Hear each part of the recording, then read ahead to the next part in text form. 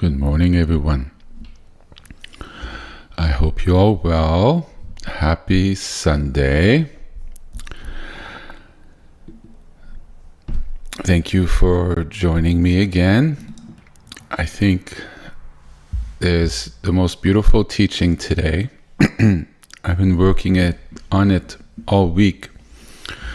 And this morning, it just really polished itself with some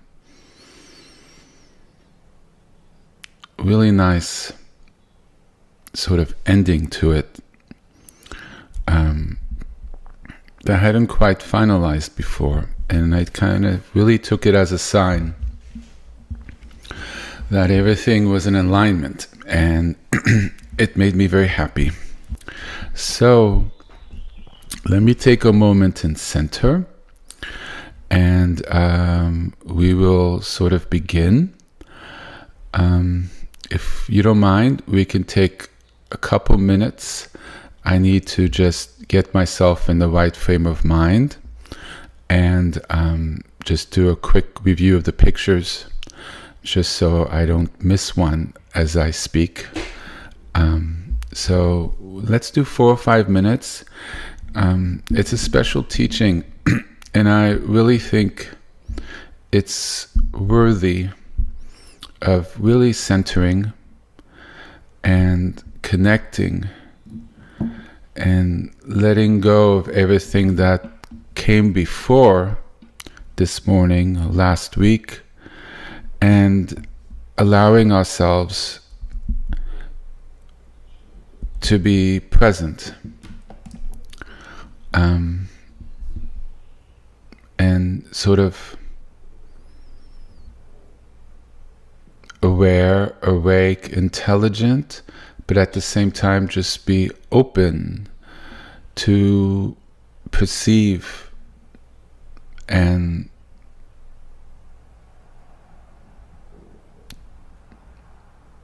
touch in with divine wisdom, hopefully. All these teachings touch on God, and hopefully we're able to connect closer to Him with them. That's my hope. That's my intent with every Sunday. And so it's a prayer in a way we can have in our hearts, that hopefully this will be something that will permit you all to be able to have a deeper connection with Him, that it has things in it that help. And that's always my intent when I prepare. So let's take a few moments and let's sort of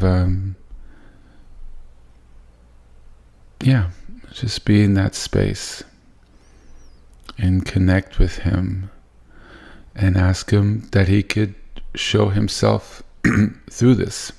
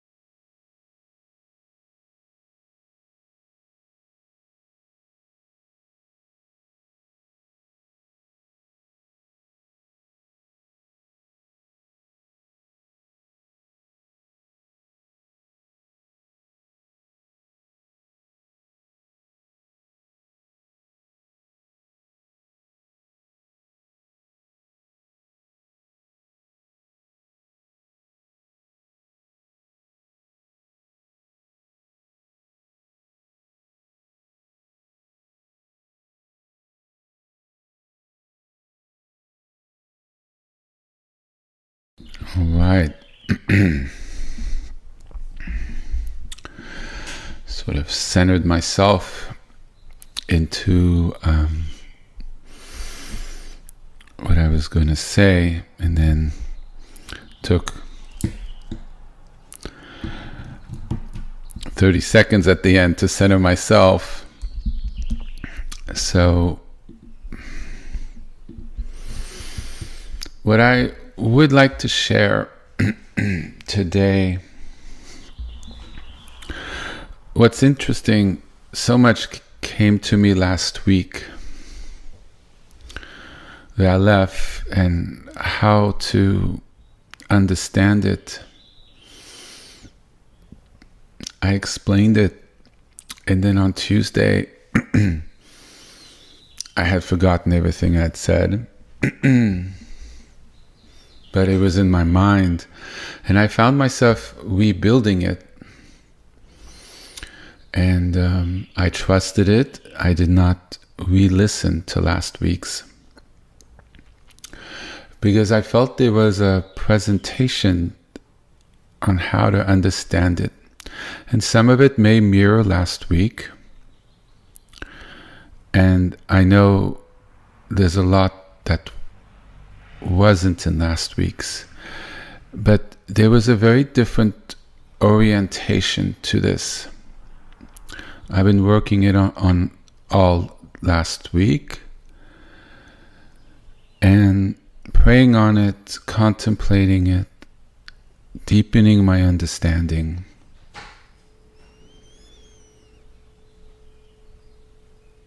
Reformulating it, deepening. And as I was building my notes and researching, and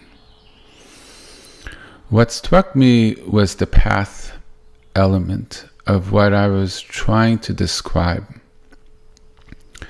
and how it fits in. We've been discussing the Tree of Life, one of the most profound teachings that I've ever come across in my life. And we've been discussing, I'm putting up images, discussing this beautiful image, which is beyond profound and might be the most profound image that I've ever come across, and I consider a great blessing, and on which I deepen my understanding through study and contemplation, and describe things that I always knew and experienced and learned in different ways in the past. But there was also very much a lived journey that this represented.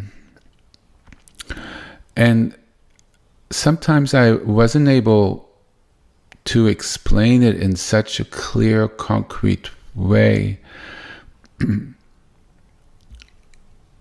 through the use of how the energy of life and the energy of God connects in a more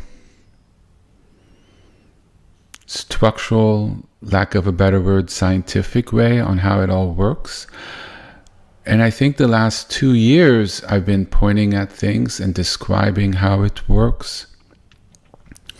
But this is very clear within a structure. And I didn't so much have a structure before to put in my lived experience and the path that I've had to share the insights and the guidance that I have to share. And I think this is why I've spent so much time on the Tree of Life, starting last fall, I think in October, and I think I mentioned it over the summer a little bit. I think it was August. So interesting. I could remember that, but I can't remember last Sunday. So there's a way of understanding that's important important. Because when one does these practices, especially for the modern mind, for people who are not religious or are no longer religious but inquiring, or seekers or spiritual people who didn't grow up with a structured religion, or did but stopped going, or did not have this type of knowledge, which honestly is not as prevalent, as common nowadays. Anyway, it's important to understand it's not just practices. There's a reason. And how does it all fit in? How does it work? And it's not just a practice, but it fits in very clearly on how things are structured in this world energetically.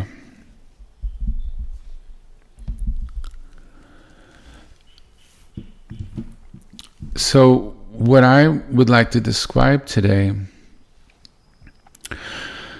we're going to discuss how the Aleph fits in, the golden Aleph, what it means, how it fits into the Tree of Life, and why I think it's important. Here is the final version of it. It's on the website, posted now for download. The version I had last week is what I could create on the spot. It didn't quite have the right frequency of color. And on Monday, I posted other ones that didn't quite have the right frequency either. And some were flat, some were too sharp, some were more the sort of typewritten form of the Aleph. Form and frequency, color are extremely important. So if anybody downloaded those earlier versions, kindly delete them. This one went up around Monday, around noonish, 1 o'clock. So if people could take this version, and if they feel inclined to print it, I found something around 6 by 6 inches by 6 inches at 300 dpi. And if you're 6 or 7 feet away from the wall, it is a good size for the distance. I'll explain more about that later. But what is this Aleph? Why is it important? And how does it reconnect us to God? And how does it fit into the structure that we've been discussing? Jacob's ladder, the Merkava chariot, the image was just on the screen, and the Tree of Life. How does this add anything? How does it fit in? Why is it important? And how does it change our perception on our relationship with God? And how does it change our perception on how we can engage with Him in our lives? And as I was contemplating these issues this week, praying over them, studying, looking at the images that I've shown,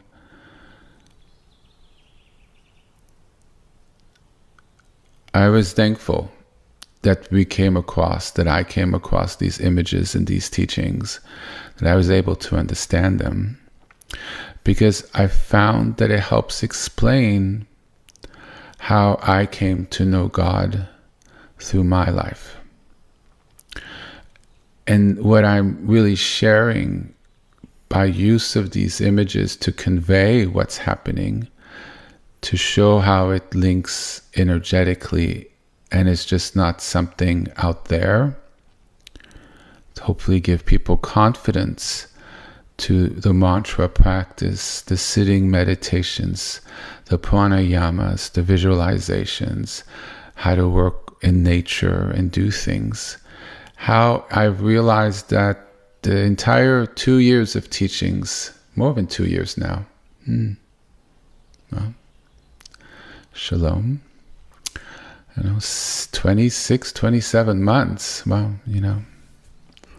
time adds up, really was me trying to explain this. What I'm going to do today was showing how to engage with it. But now we have sort of the structure to understand.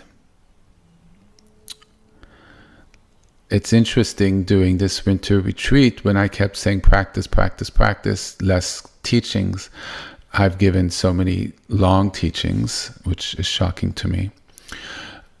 So many detailed teachings, and expanded the teachings that I've given. And I've been doing a lot of talking, you've been in a lot of listening, and probably hopefully contemplating it over the week and seeing how or if you want to bring this into your life and how this changes one's orientation. If it does, it's just offerings and suggestions. It's interesting, it's come up now. I think it prepares us as we launch into spring, which actually it's April, so I think we are in spring, how to engage with God in our everyday life with what's around us. This is kind of what I've been pointing towards and discussing and since I began. And I was contemplating, how does this golden Aleph symbolize and help us do that? How does it fit into the Tree of Life? How does it fit into the path chart that we have? And I realized as we get into the teaching again of the Aleph towards the end of this, and how I described it last week, I remember vaguely. We connect with God through the resonance of the Aleph.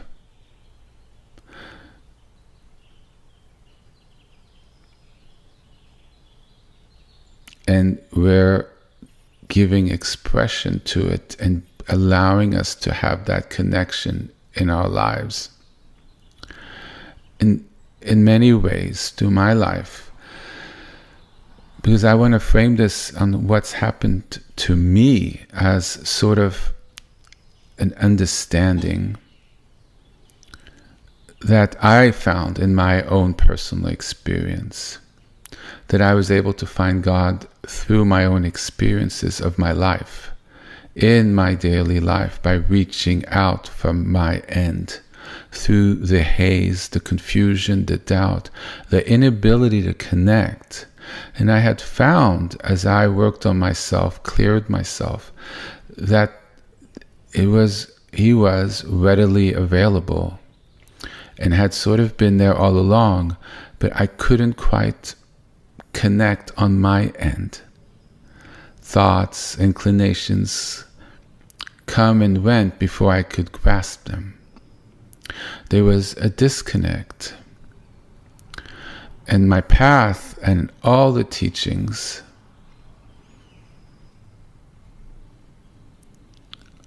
that I've learned and that I've shared is to try to find that reconnection, to make God alive in our lives again. That we feel the presence. And with that, we become more alive. We become more whole. And He walks with us. And it's very possible.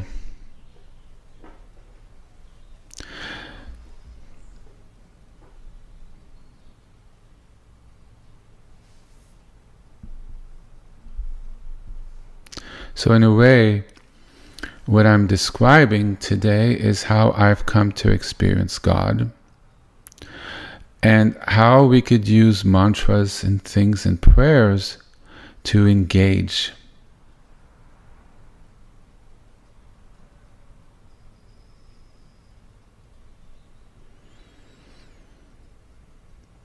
It's a lived experience that not only came from study, but from putting in the effort and trying with perseverance.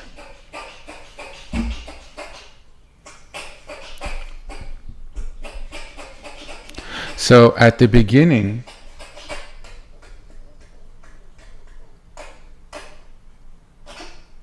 I'm sorry, my cat's making strange sounds. One moment, please.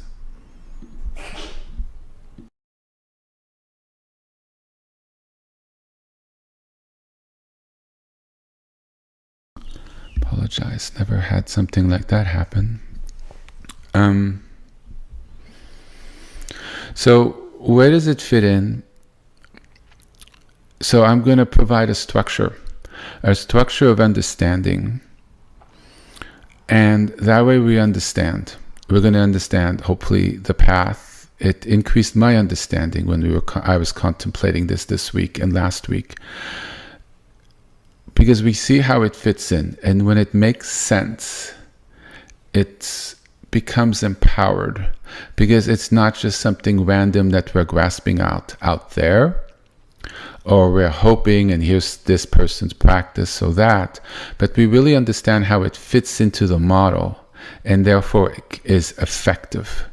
And that gives oomph to our practice, because there's no doubt, there's no vagueness, there's no lack of energy on our end, because we just can't really engage because we're hesitant in a way, because we're like, okay, it's another thing. But if we really understand how it fits into the structure, we are plugged in.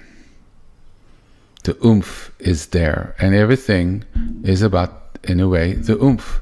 The connection, being plugged in, brings in a radiance that could really affect us, and very quickly. Our health, our mental states, our lives, our relationships, our connection with God, we raise in frequency. And we're not as wandering out there for years and touching a fraction of what it could be. So we're going to start, and we're going to use the structure of the Tree of Life that I've been teaching, to describe how God created things and how it came to be, and how we relate with that to connect with Him, which is basically what's going on. There is a way things came about, and we have to work with that in order to connect. You can't connect if you're not meeting the path. Like if you're on a road that dead ends, right? You not going to connect with the road that leads to something, right? So by understanding the road and how it works, we're able to connect and have an understanding on how we engage on the sort of right reservation in the right paradigm. And therefore it all sort of works because the energy all lines up. And so we're going to go and have an understanding a little bit on the energy of creation and how it came down to us. And then we'll have an understanding on how to resonate with that energy. And it's very much what I've discovered on my own. And so basically I'm going to express through this how I've always sort of seen it, in elements of which I've been taught, and how it fits in, and therefore why we matter, why God cares, and why God is all around us, and how that sort of is from my perspective. And so we're going to start sort of from the beginning. If you look at the charts of the Sephirots, we have 3 names on the top of Keter, on the very top. Right, so we're going back to creation. As people know, I do not like getting too technical or getting lost in details. But if I get technical, there's a reason. Because we have to go from source to where we are to understand. If I just jump where we are, it's not as effective. So we're going to discuss how God created everything, how we are, and how we are in the state that we are in today of dissonance, murky sephirotes, dis-ease, out of alignment with lack of love, compassion, aggression, violence in the world, unable to understand our relationship with existence, with God, the form of disconnectedness. How did it come from a perfect God that was beyond everything to where we are? And how do we work with that practically? Because once we understand this form, this paradigm, this way of seeing, then it really gives a blueprint on how to engage with it. And in a way, when I look back, it's kind of how I've engaged with it, sort of not knowing, and as well as how teachings I've learned in the past through many years of study actually fit into this, to do that repair, the tikkun within ourselves, our thoughts, our energetic ties, our energetic connections, to bring us back to God, to that relationship, that primary relationship, which we always have, because we wouldn't be alive. There'd be no Shekhinah in us, there'd be no breath of life, there'd be no life spark, there'd be no soul in us. That's the tangible manifestation that's always sort of there. And I think really that's where the Alephs fit in.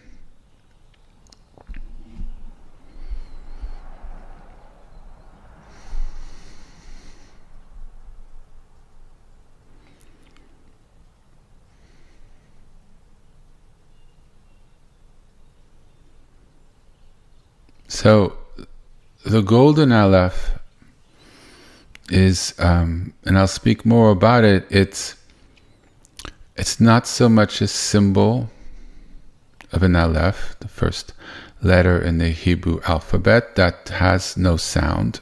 It's called an Aleph because we have to describe what it is, but the letter actually has no sound attributed to it. It's silence. It's pregnant with God, which is why it's a very good symbol to use to describe what I'm trying to say here.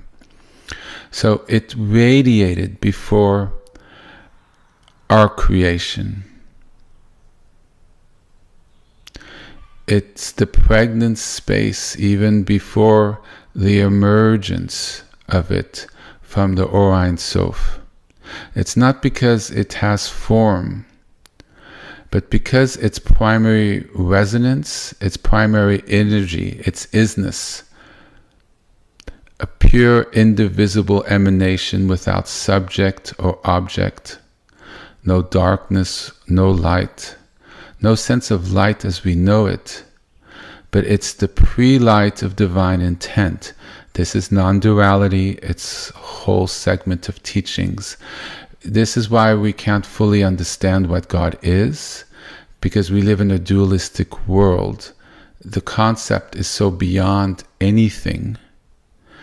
And that's what it's kind of pointing to, the undescribable mystery that we come to know as Yahweh, or Abba, or Elohim, or Hashem, or Adonai.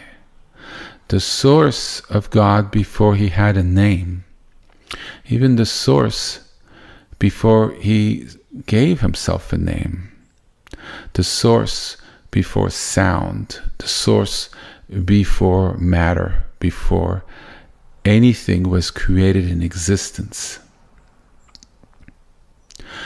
To imagine that God was inert, without movement or life, without a certain potency of pregnancy of creation in him, is really a mistake. of a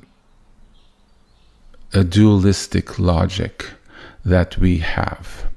Just because it was what I've described, that doesn't mean it was nothing. And that's a perception of dualism and not the understanding of non-dualism. It's not no dualism, it's non, N-O-N. It both does not have form, yet it has form. It's not light, but it's not dark, and it's beyond any color. It's not nothing, and it's not something. It's beyond any description. And even it may appear as still, it's the entity of what we call God, may appear as still, but there's a radiant fullness, yet there's no activity that we can think of it. There's a sort of eternal overflowing of being, but it's beyond tension and beyond movement. Undescribable. These words are too limiting. It's just merely pointing at what that can be. So this preemination is called ayin. It's not nothing, but a no thing, a still, silent fullness, vibrating, just beneath the concept of what vibration is. It's beyond description, and that is the top of the tree of life, which I guess you really barely can see. I hope so. You see little words in Hebrew. It's the top, the third one, the one on the very top. So that's what's describing. We're now at the source. Coming from the source, we'll come into physicality and density, a lot of what we've been describing in the tree of life.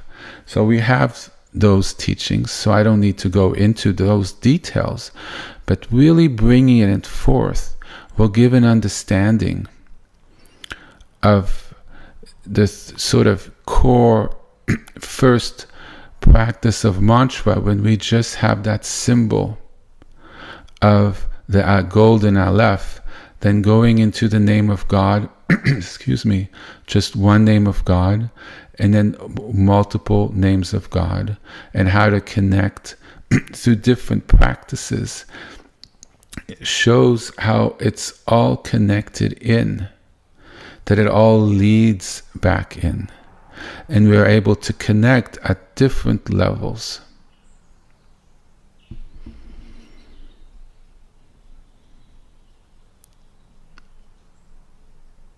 So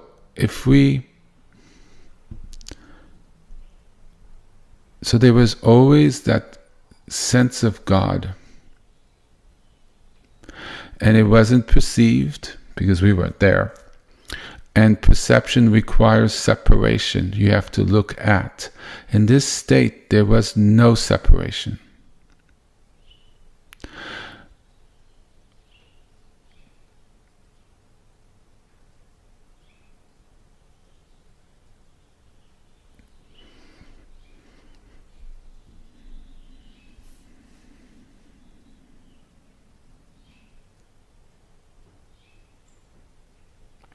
So the ayin is the unknowable root from which all arises. The Ein Sof is the first knowable name of the divine, a concept where the infinite has no end, no boundary, no nothing, complete expansiveness with no limit.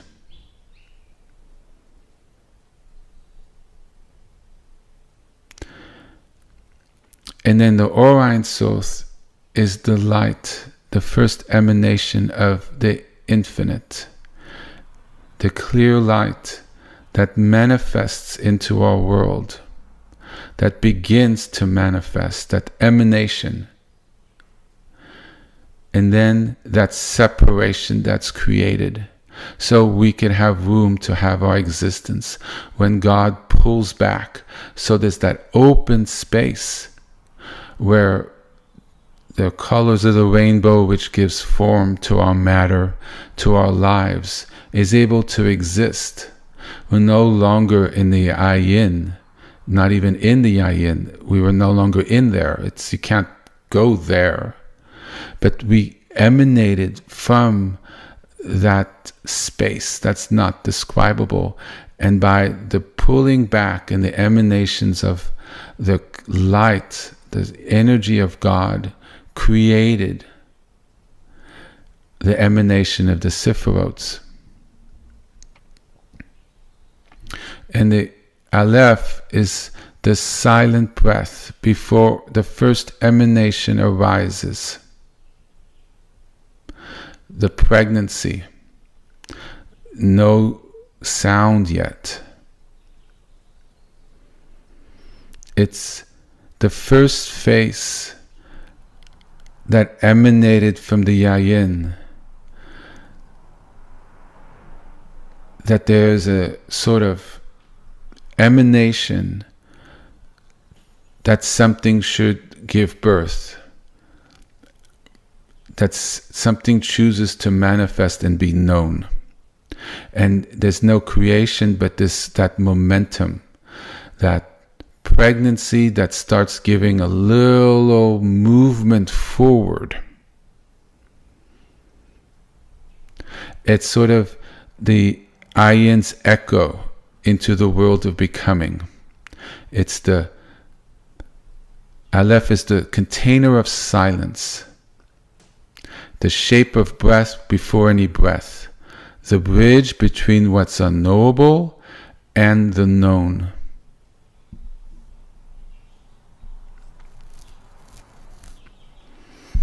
But the Ayin has no structure, no form, even no spiritual form. And the concept of the Aleph, not so much the symbol, but what it represents, is the beginning of something that has a structure, the beginning of some sort of understanding of something that's giving shape, that's creating a momentum. It's like the shimmer on water, the light glazing on the water. And it's the breath that takes form, that allows the light to enter into the world.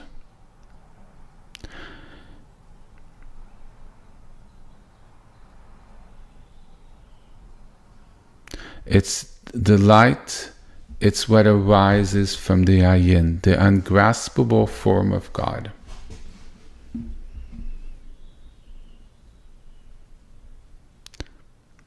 The Aleph is the first feeling. It's the bridge.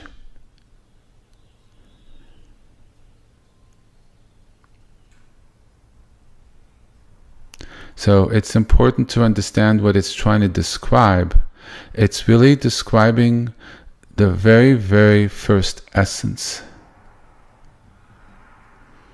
which is very close to the very undescribable nature of God. It's the seed syllable from which everything gives rise. It's symbolic. There was no form of it, but this shows what that is. And as human beings, a symbol, this is what that represents. It's not that this came out that way, but it's that concept I'm trying to describe is in that image. And we'll see why that's really important in our ability to connect. It's gold because it's imbued with divinity. It did not come from empty space of nothing. It came from God. And the gold encapsulates the pregnancy, the fullness without being full. The emanation of, this is what I am. I am that I am. That statement where God begins to take form and recognizing himself in a manifested way. And then the form into us afterwards, letting there be light. The breath from the Aleph, the first ha, Aleph, the exhale of the breath of life. Yes? So we're beginning to understand this level, and these are energies. The emanation of that energy touches our life even today. So by understanding the source and how it gave rise to today, then here in today, we could ride that current back to the source, which is many spiritual paths describe by the work of sounds and practices and meditation, silence, and things on how to work it sort of and connect with that.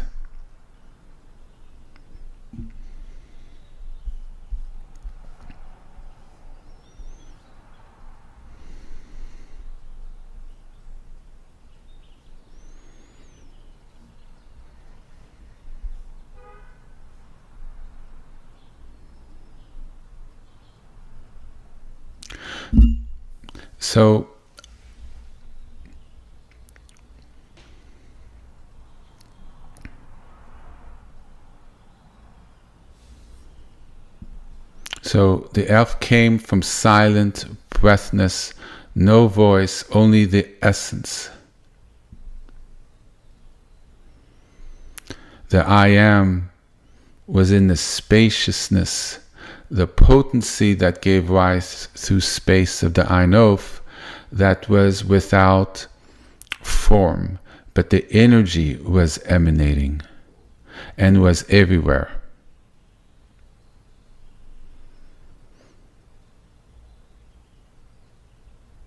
And that was sort of that energetic pregnancy that pervaded space. And then came the Tzitzum, when God withdrew and pulled back his infinite light into a space that was closer to him.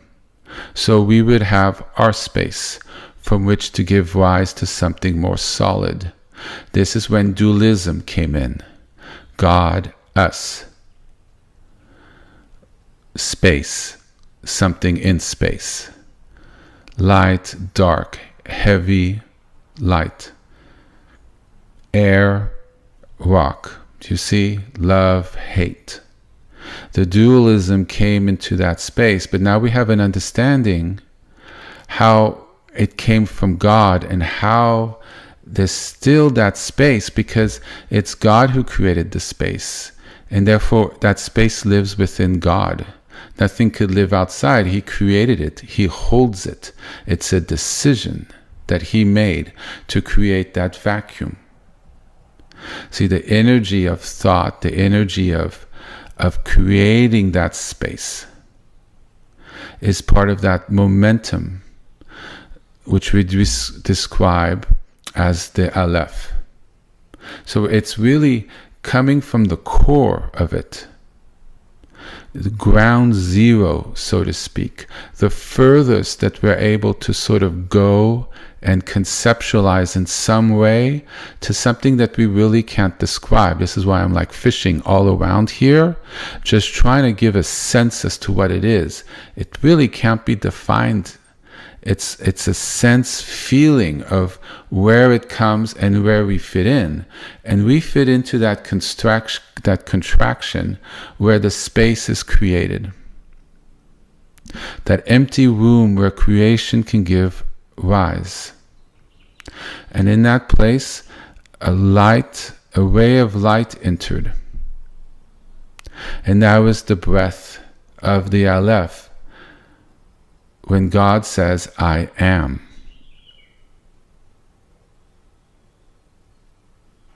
The I am rises as a pre-form of thought, that moment of awareness.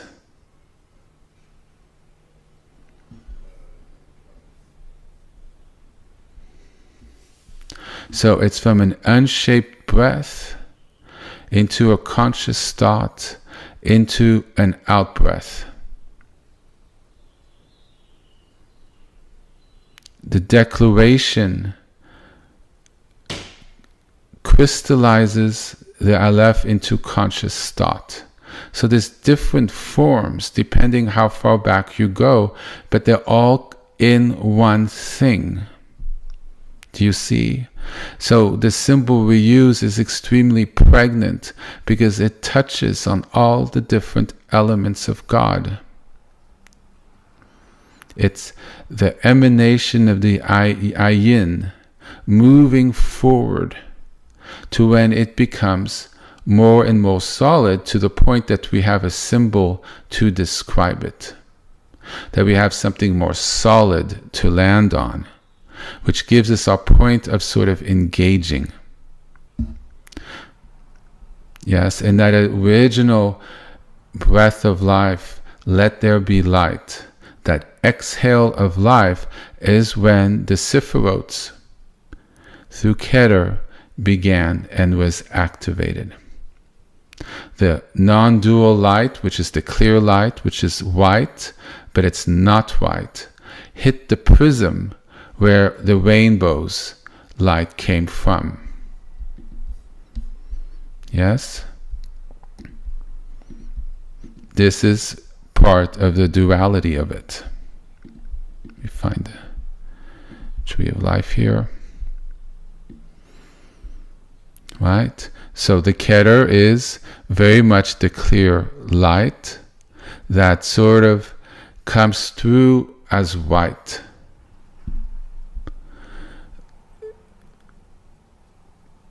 In the colors of the rainbow, moving its way through of creation. With our chart,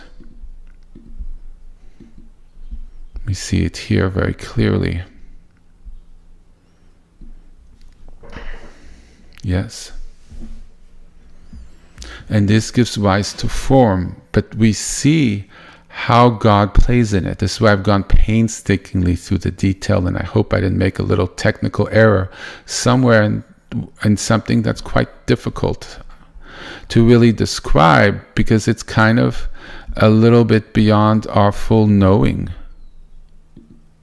And the full details don't kind of really even fully matter. It's the understanding this how creation came to be. Because then we could work our way back.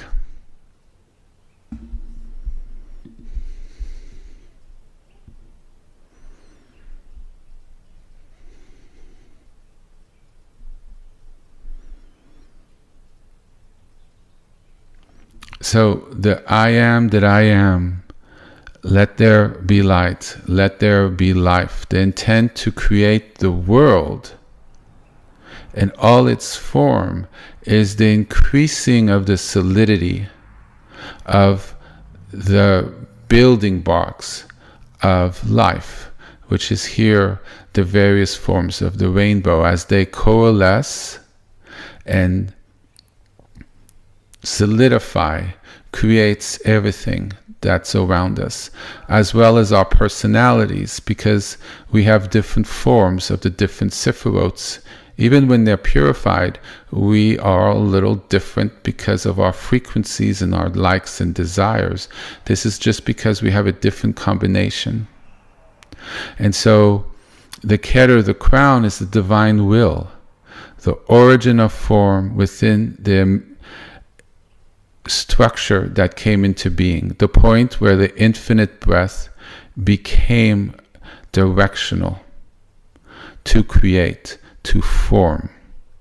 And before Keter, there was only wholeness. With light's exhale, the separation, the tension between form and formless of the container where we live emerged.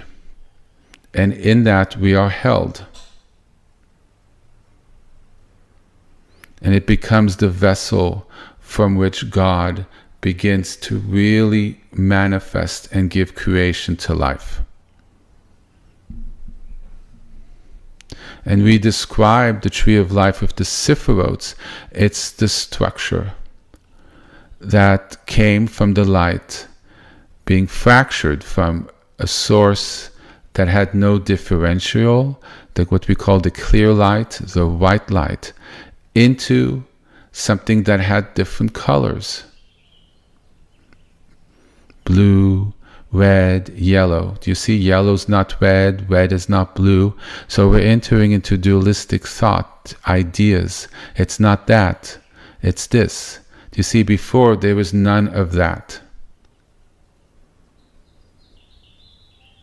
And then we give rise to the emotional spectrum. And the contraction is the moment that the clear light gave birth to the rainbow light. It's the moment Yahweh made space for beauty, form, and us.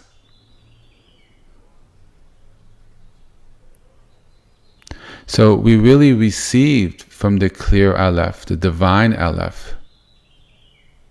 But we have to describe it from our end, from the color, from the rainbows, from it's not this, but it's that, and we're pointing to something.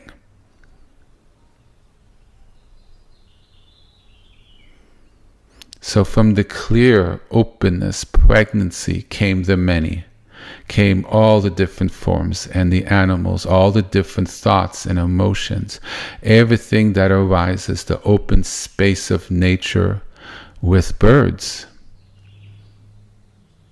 with animals, with the wind. From the Aleph came the breath from which I now speak, and the microphone that I speak through, the internet that carries my voice across the world.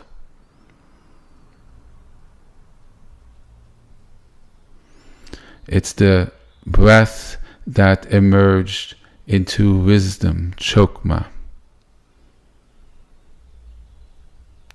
From the very first spark, wisdom came out.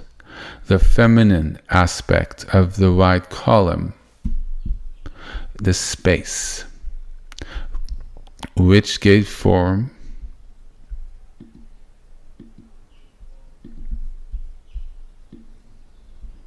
to matter.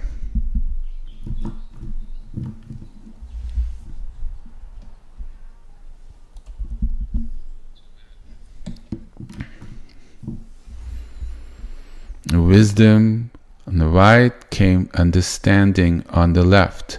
And then we're always trying to find that balance.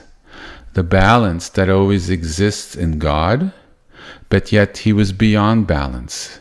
He was beyond all of this. But in our dualistic world, we're trying to kind of come about into that sweet spot of alignment, which is the closest we can get to that sort of slipstream, into that underlying current. But it's also found, I've found in my experience, that God is also found in the disorder of things. We don't need to always line it up, but we could find it in the movement. And one works up to it.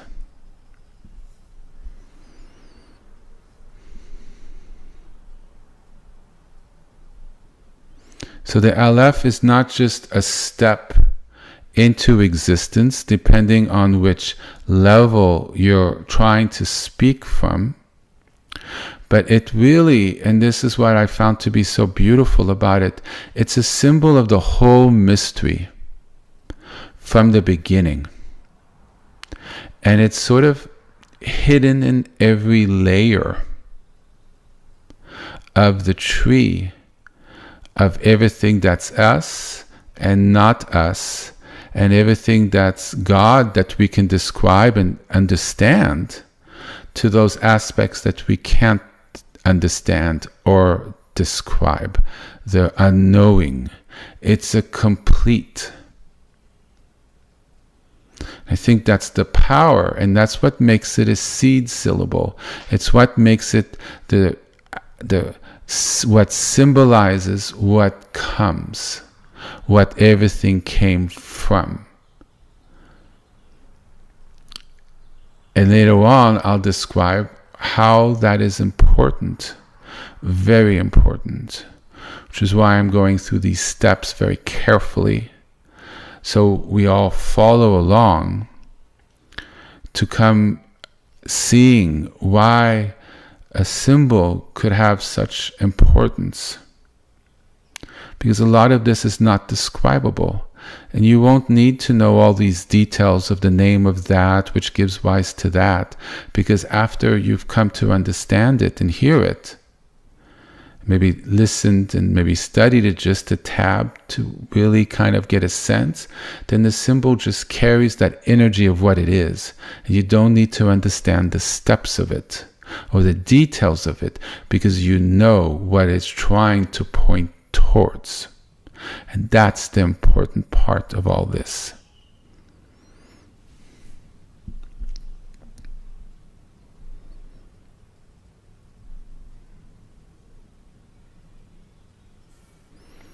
So the Ein Sof, this is where the infinite space, no boundaries, beyond description, it's where the Aleph first begins to sort of shimmer. It's not articulated. God has not articulated himself, but there's an intention to reveal that begins to formulate. It's the horizon where God, infinity, begins to lean towards the idea of creation. But there's no creation, but yet there's a vibration.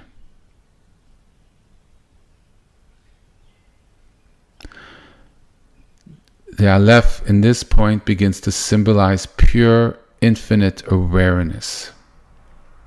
When we meditate and we still our minds and we open and we sit in that open space with time, one is able to do that, even for hours or days.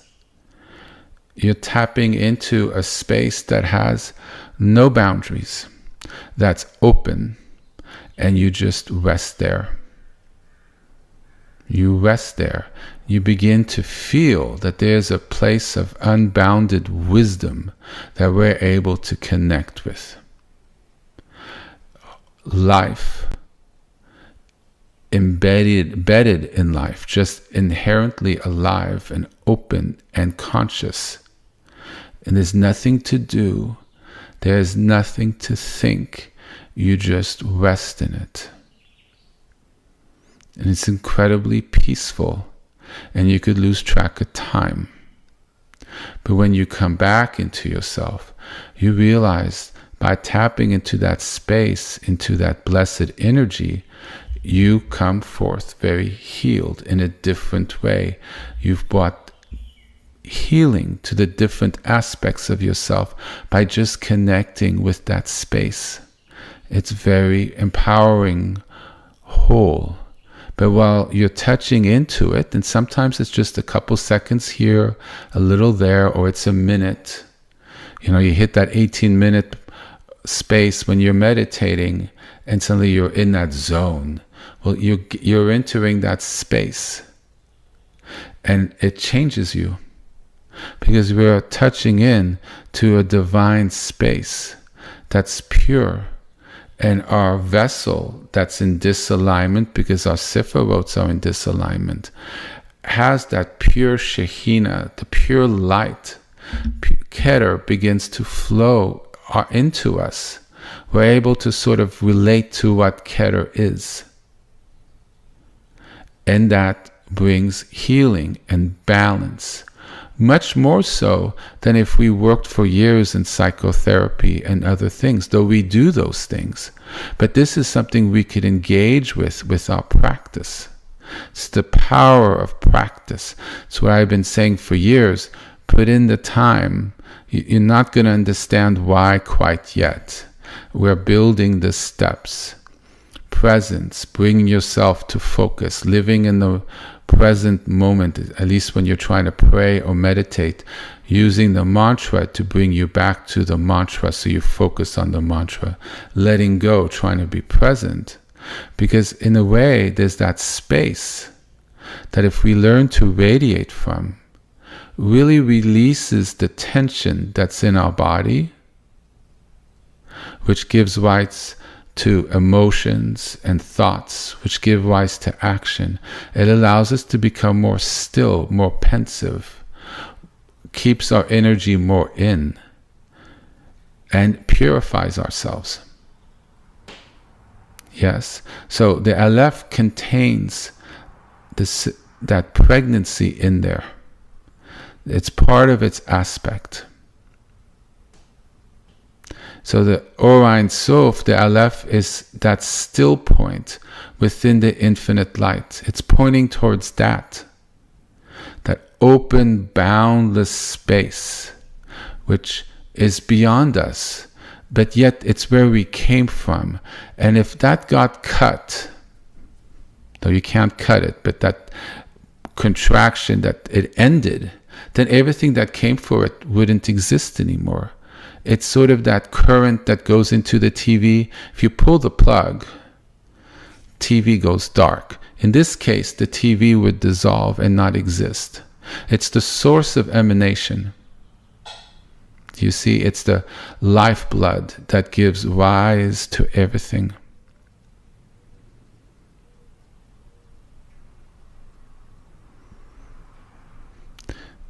It's the luminous threshold. And then comes the contraction. And the Aleph becomes the marker of that moment where something and nothing, form and formless, created that sort of separation. It's the silent bridge, that first form that remains undefined. And so it points to that. And through our practices, we're actually trying to orient ourselves through sound and form and practices to be able to work and excavate through ourselves that cathedral within, to be able to feel that perfect cathedral that's in our core, that perfect soul within us, those sephirots of who we truly are that are in perfect alignment, so that energy comes forth and emanates in a more solid, perfected way, not so much the aspects that are off, that are in need of healing. And so the concept of the Aleph is the gate between what's hidden and what's revealed, between Keter and Chokmah, wisdom.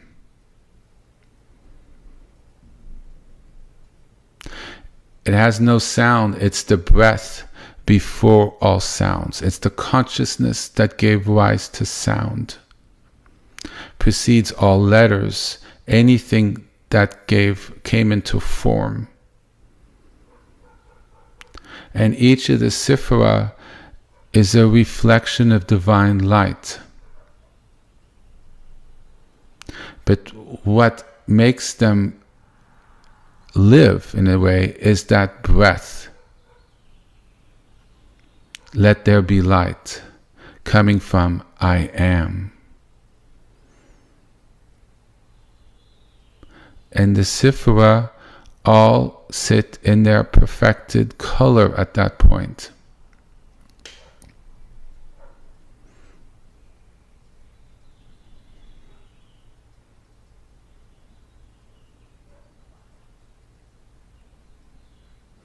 And so the Aleph is a way where we could touch into that frequency, cut through other things, and by understanding conceptually what it symbolizes, we could align our energy in that way.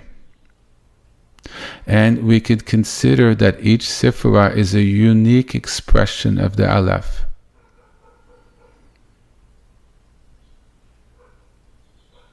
That it's not just an emanation from the Ein Sof, the boundless, infinite, non-dualistic white light, but each Sephirah is a prism that manifested from the pre-sound of the breath that was not yet breathed.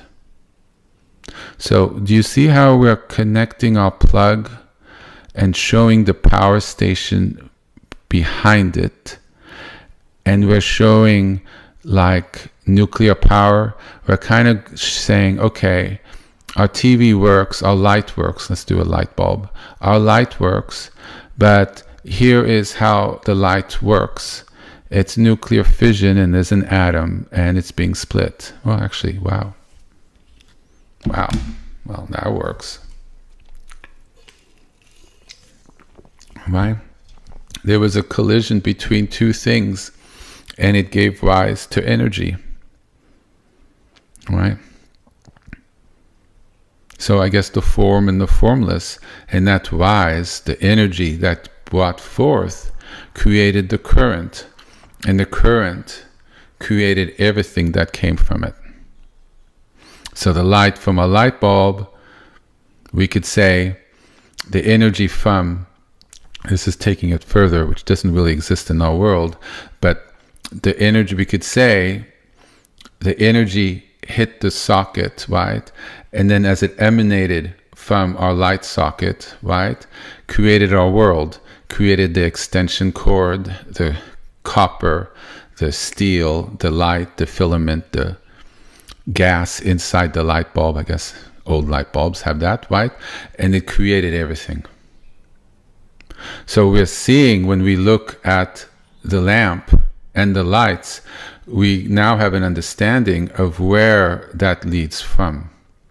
So the solidity that we perceive our world as being, very, very solid, this very nice desk that I'm in front of, goes into what's beyond construction, beyond the idea of construction, beyond just the undescribable of essence that's God.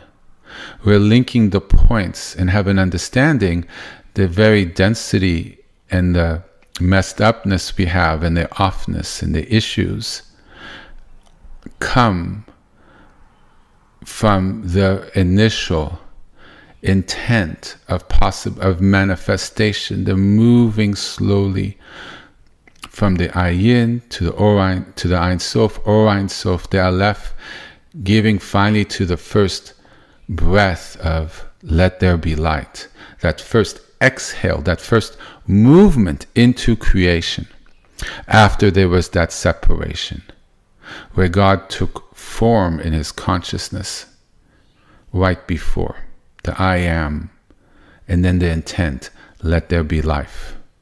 And then the world was created. See, this is very, very important. You'll see at the end, I don't go into painstaking detail lightly. I'm not, but it's understanding energy. This is energy. Understanding the source, then you understand how you relate to the source, and then you understand how to work with what you are, and then you learn to how to relate and work with the source, and to come back into alignment. Yes? And so we could say that each Sephirah is a unique expression of the concept of the Aleph, the concept of God. So we could say that there is an Aleph, and I use this figuratively, I don't think people should work with what this is, that there's a different color Aleph in each Sephirot. The white in wisdom, that's the color white, mind you. Keter is the universal white, right? So the white, the blue, light blue, blue, yellow, orange, purple. Do you see? There could be a Aleph of that color. It's the pure form of that Sephirot when it's in divine alignment. God has split himself into each Sephirah, and it embodies the grace, the blessing, the frequency of that Sephirah in its pure state. This is before the fall, when perfection existed, perfection in form. You see? So my understanding through my studies and practices, there's still perfection, even though it's a step removed. It's merely a different representation of perfection in a lower, more denser frequency. But God existed before frequency. Do you see? So before concept of any frequency, non-frequency, high or low frequency, frequency that's dead, frequency that's alive, well, dead frequency would be no frequency, right? That's all dualism. That's in our world. That's here, right? So people are new to these theories. It's not theories, it's the reality. But there's a whole study. It takes a while to understand. It took me quite a while. It hurts the brain at the beginning because we're not used to thinking this way. But what really sort of hurts the brain is when you think in a non-NON dualistic way, where you don't work in these ideas. So God came from beyond, but then we're able to understand. Our mind understands dualism. We have the right hemisphere of our brain that does certain things, and the left hemisphere that does certain things. One hemisphere is more masculine, the other one is feminine, as are the Sephiroth. Yes? So there's a perfect form of this. The perfect wisdom with Keter, with Shokma, with that, the different ones for different people. I have a lot of air, a lot of water, and a lot of fire. There's people who have a lot of earth. They like to sleep a lot. They like to eat a lot. They're very grounded. There's people who are very flighty. Their thoughts are scattered, right? They do this, they do that. Their energy is beyond anybody else's energy. They're just doers. They're socialites. They're everywhere. That's a lot of air. Yeah? People who fire. How do you describe it in a personality that's balanced? Great sense of presence. They emanate. They're in the room. You feel them.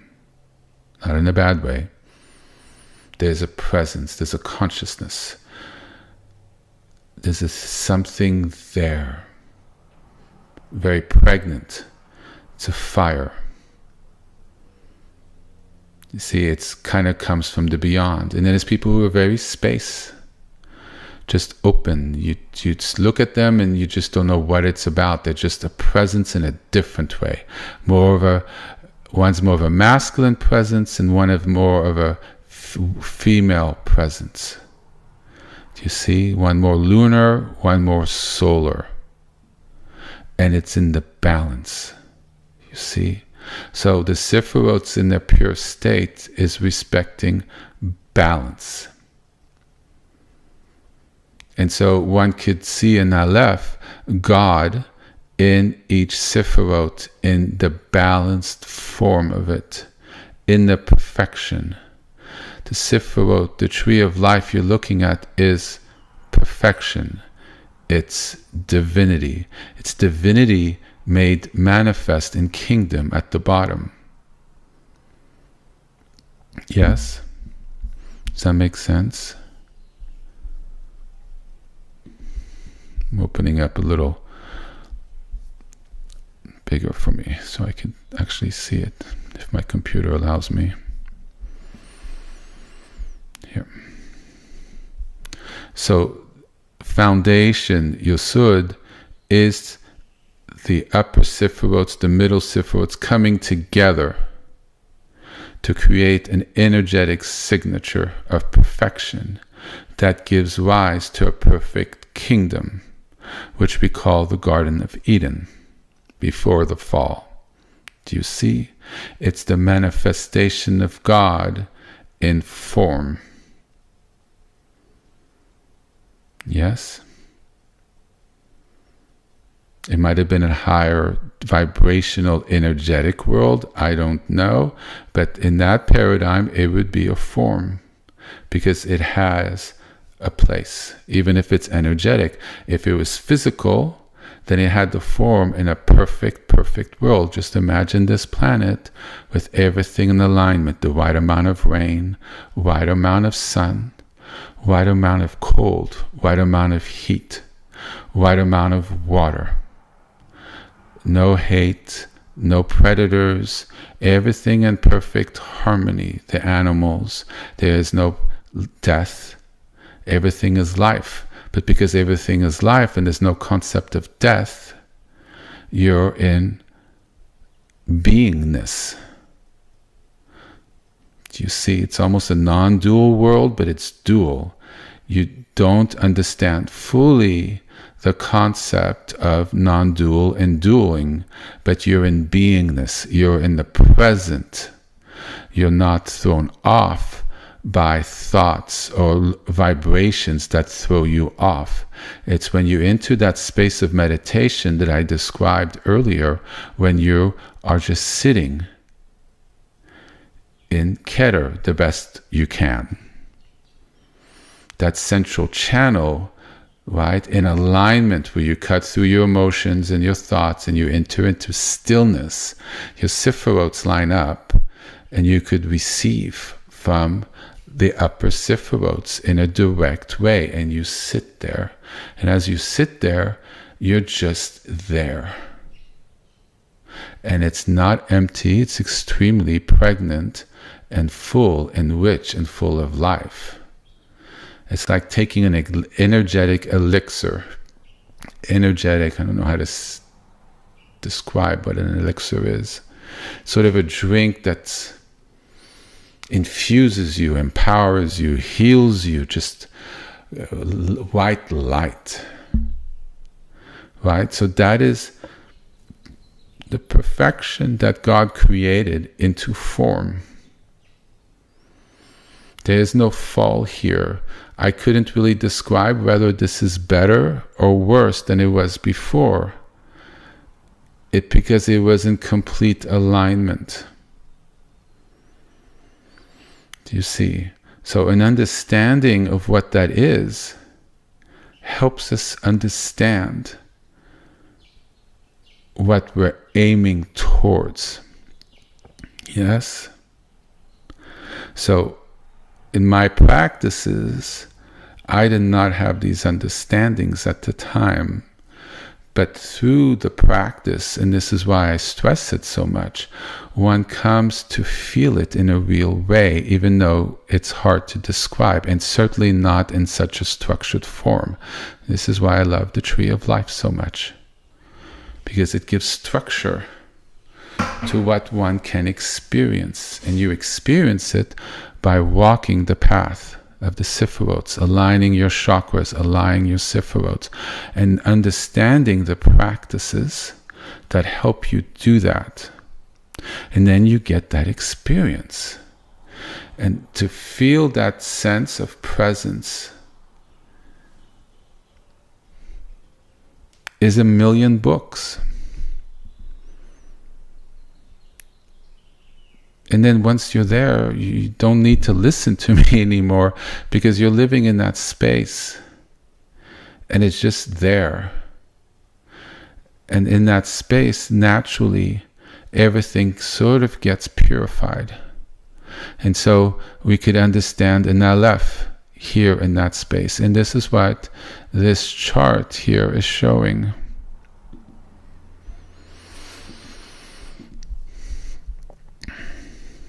Right?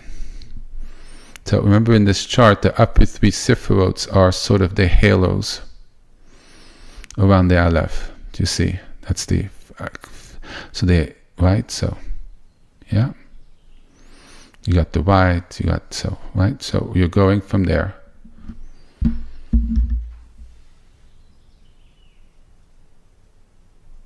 Which gives ways to the lower sephirots, where you have the 7 lower, which you have the rainbows. Does that make sense? Divine wisdom, divine emanation, divine wisdom, divine understanding. That's the basis.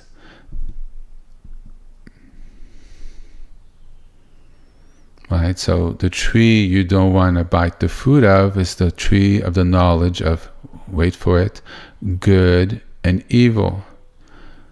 Dualism.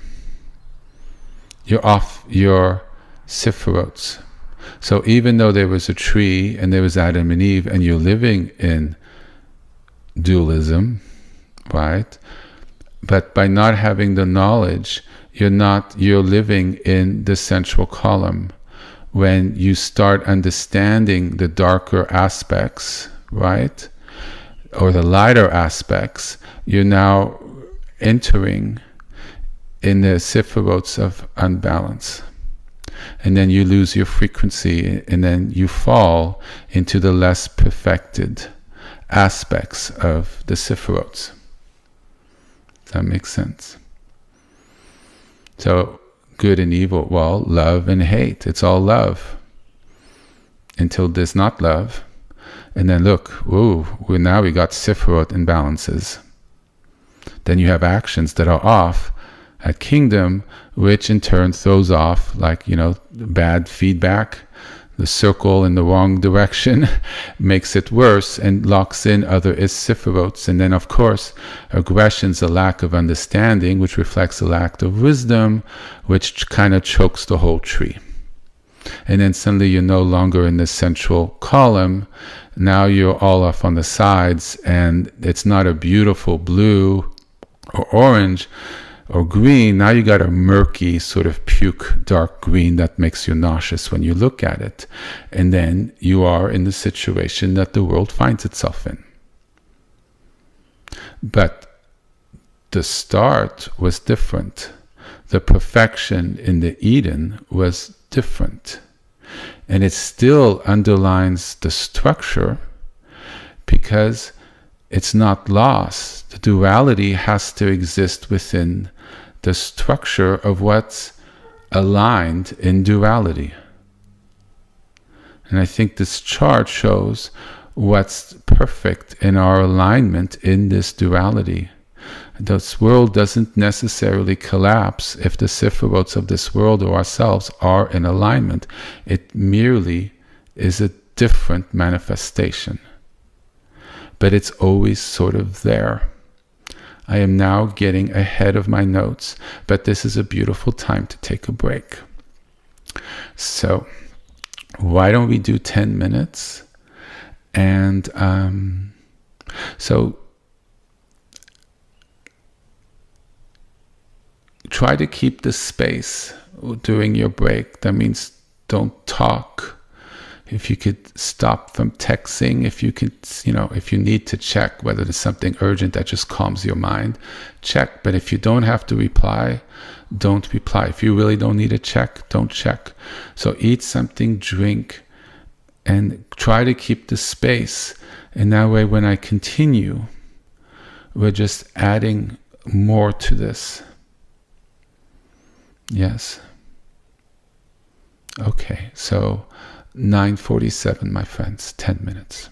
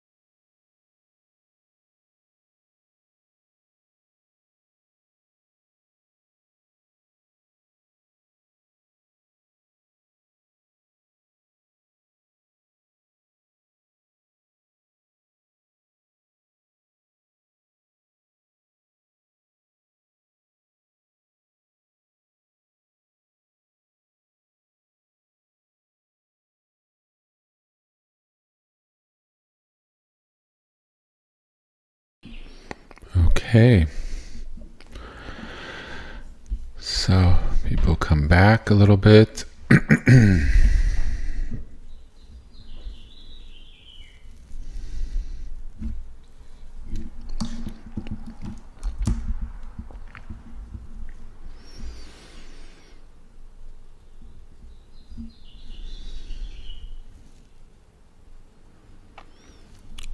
So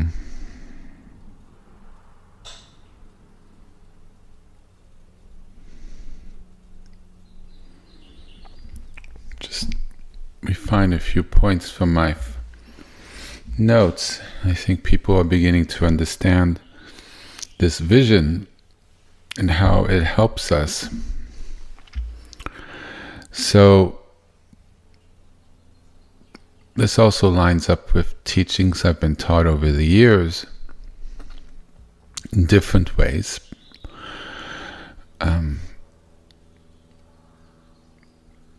With different ideas regarding it to a certain extent, but also a lot of similarities where every way, every color, every attribute of the tree of life, therefore, is not separate from God, but a facet of the divine breath. It's all Aleph, and therefore it is all God. So the Aleph is not a concept.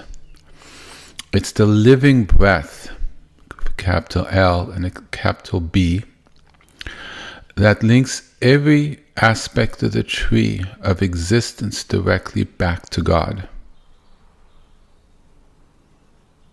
And what I found through my experience is I've tried to move beyond the physical world into energy. And I guess with the concept of the tree, which is a concept in a way, but also a way of how things sort of line up and work, is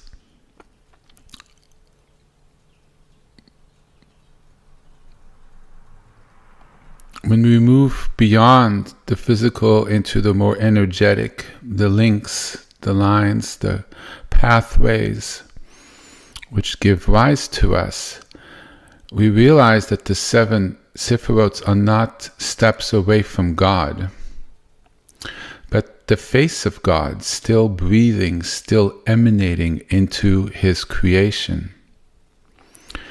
In their perfect alignment, it's not fragmentation, it's manifestation. And that everything emanates from God through the Sephirots, through the Alephs, in their purified states in each Sephirots, in the Aleph manifesting that aspect of divinity that lives in that particular house of that Sephirot, with its associated specific blessing. Does that make sense? And eating of the tree of the fruit of knowledge is when our vibrations fell. Since so much the knowledge is that we began to live in something more dualistic, and it became off. We left the central column, which in a way is very non-dualistic. Its presence is pure Shekhinah. Its movement in wisdom, like the Merkava chariot, but almost without thought. It moves by instinct. Do you see? Because it's in perfect alignment with divinity. It maintains its sort of own vibration. Yes.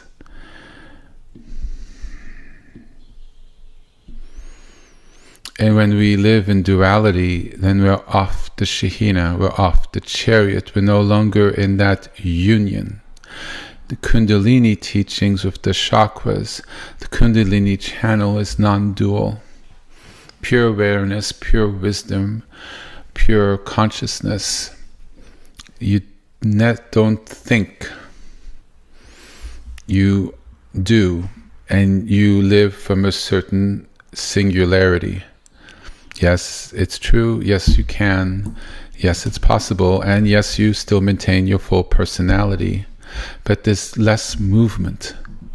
And you're more tapped into the true aspects of yourself before the split. And you begin to discover that it's perfect, or closer to perfection, right? So the tree here we're describing is this tree,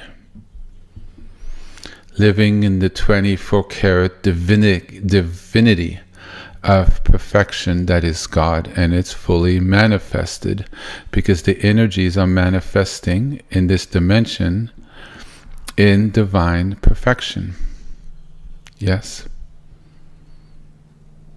Right? Because it's fully radiating the manifestation of the different, Alephs, depending how you relate to them, but ultimately it's divinity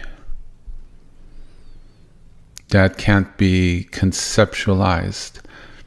The divinity before thought, the divinity before manifestation, the divinity before its concept of divinity that has manifested into a tree of life, of ourselves, of our world, of our dimension. It's just merely a creation through a choice of God. Yes. So it's what I'm showing is that the underlying structure has perfection in it, which is a very important point, which will be clear in the future, in the moment, because we have an understanding that the overlay of this world is on top of an overlay, a structure of perfection that exists at some point, at some distance, or no distance. It's an energetic disalignment that's occurred. Right? So as I was going through my life, the fog, the vagueness, the lack of understanding, all sorts of things was built on part of not vagueness, understanding, direction, and connection. Because in duality, there's always the opposite. And God is the perfection aspect of the duality. So in a way, this point I came up to yesterday in my mind when I was contemplating, and I didn't write it down, and look, here it is doubling back. So God is love, compassion, correct action, right? Mercy, charity, all those good things, right? So all those things exist in our dimension. They exist in our dimension because they're the proper aligned aspect of duality, which is the other aspect of that is the opposite of what I just named. But if you notice, that aspect are actually the attributes of God. So in a way, by aligning with those actions, those momentums, those intentions, we're aligning with God because He's directly linked to it. It's the power of the path of mitzvot. Proper actions, proper conduct. Aligning yourself with God's will aligns you with God because He's the living embodiment of those aspects. It's the living embodiment of the Sephirots in proper balance. And by lining up through actions, intent, doing certain things, sacred things, study, everything, one rearranges one's Sephirots. Because that's actually where God sort of is in this dimension, if that makes any sense. And then we connect with the transcendent, because the aligned Sephirots, the aligned form of this dimension comes from God. It's a structure. It's a divine structure. It makes sense. From formless, undescribable to solidity. But it all came from God's decision. He decided to create I am, the sense of who He is, the breath, let there be light, and created creation and the perfection of the Eden, so He can have that and live amongst that. God's footsteps were heard in the garden. God interacted with His garden, with His creation. That was through God's will, and it was perfect. Right? The tree of knowledge created a disalignment, not so much for the knowledge, but the density of the decision of doing things that were out of alignment. The decision to disobey threw off the sephirots because it created a separation. It's a decision to not do what's right, to do what's off, not living from one's alignment creates an imbalance, which throws off our sephirots, our karma, our mitzvah, our ability to be in alignment in this central column. Yes?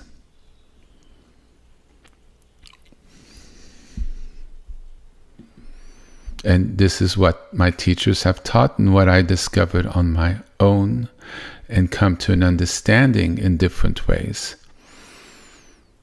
And this is why I share it with you, as it provides a framework through these wonderful teachings of the Tree of Life. It helps us provide an understanding and a pathway home.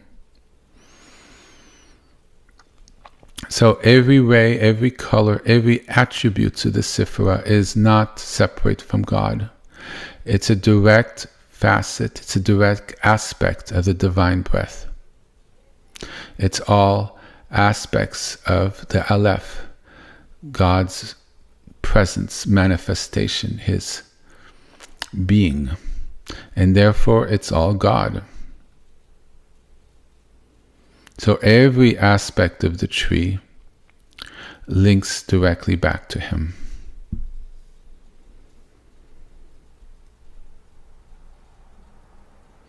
So every aspect of the tree has that living breath of Yahweh,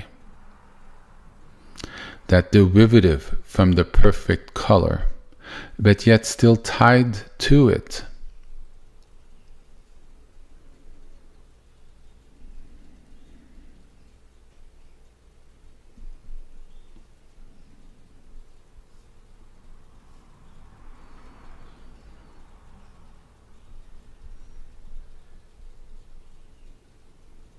So the primary rainbow spectrum on the chart is how God engages with His creation.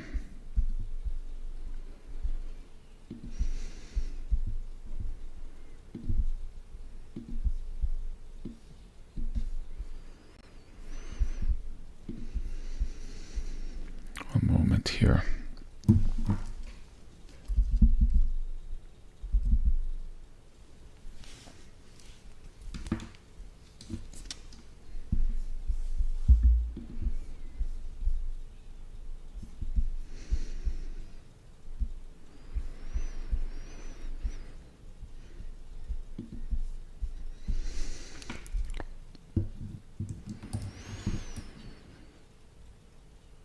There's 7 emotional expressions of the Aleph in differentiated light, the embodied aspects of Yahweh.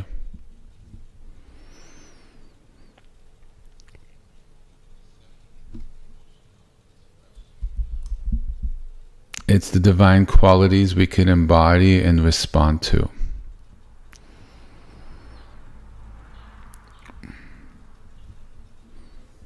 In manifestations of His breath, of His energy. And we come to understand how they can be mirrored in humanity or not mirrored.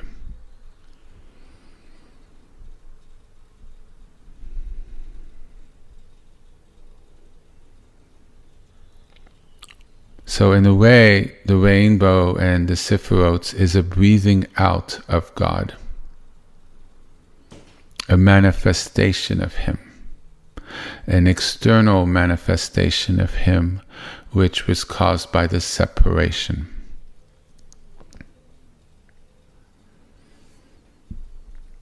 It was love, an expression and desire to create out of love.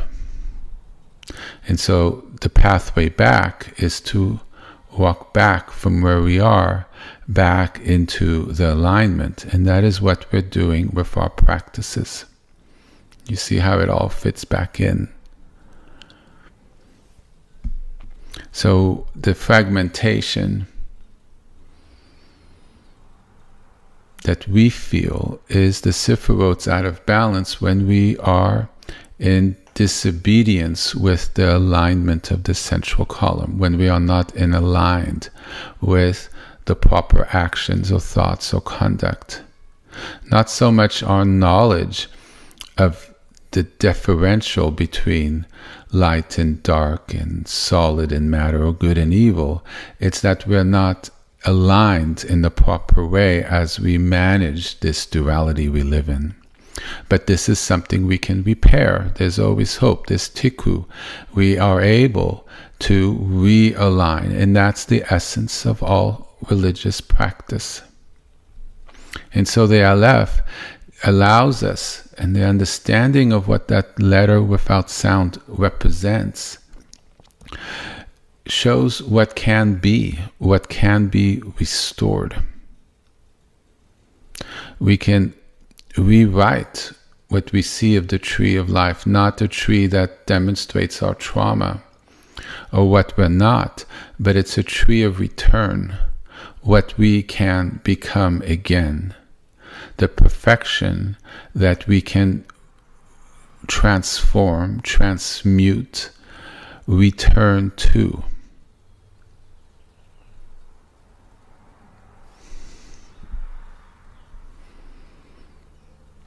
It can become a bridge.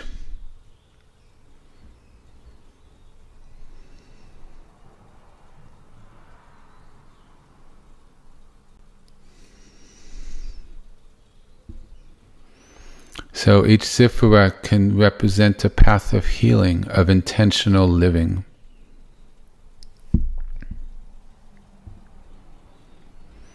And the fall really happened and is happening every day when we don't live or recognize or even attempt to Eden,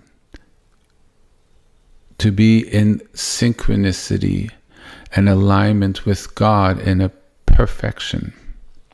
And if we don't try to, we fall into ever greater disalignment.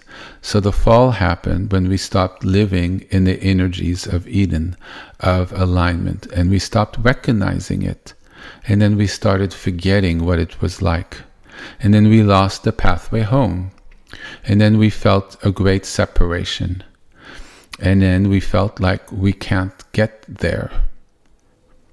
And that energetic break is what makes it so hard for us to get back, because we think, and at least I've discovered, that somehow we're broken in that aspect. There's a cut in the cord.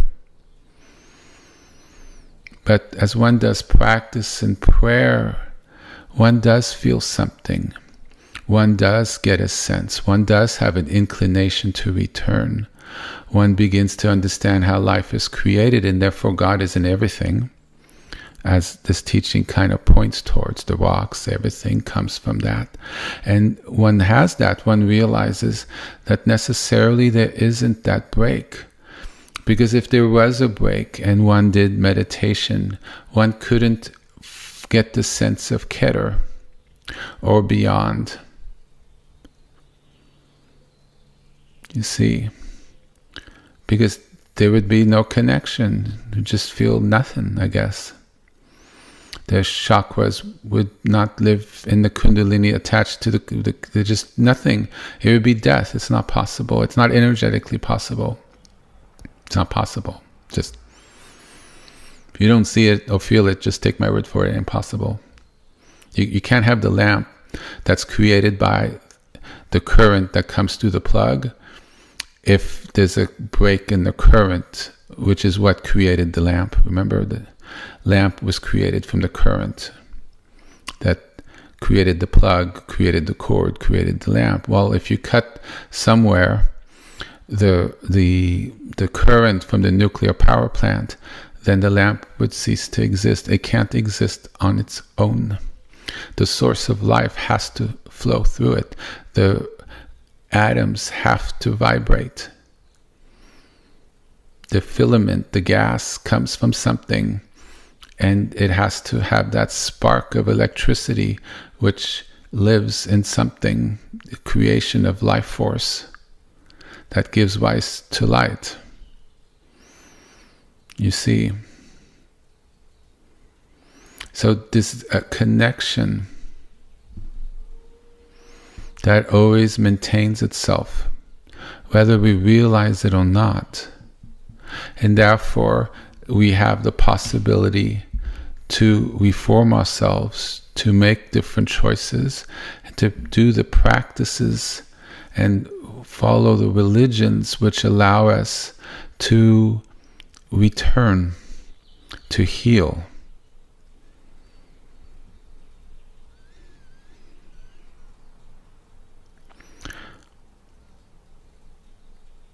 So the emotions aren't a problem.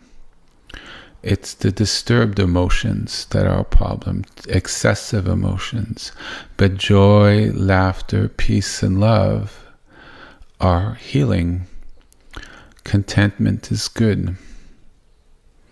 Yes? And when our emotions are disturbed, and I will give teachings on emotions in the future, there's also on the other side the positive aspects. So we kind of see the wisdom that's coming up, even in the emotion of anger. There's a lot of wisdom in there, sometimes, or not, but at least it reflects our interior self and shows us how to work with it. And by connecting with the central space on the spot, one can just release the disturbance and be in the presence of wholeness and not act it out, and clear those sifrots, visualizing the Aleph and connecting with what it represents, and that energy that's there naturally releases the imbalances that's occurring in our body and realigns everything. I'm getting slightly ahead of myself, so I want to catch up on these notes, say a few things, and move on to where I'm just at.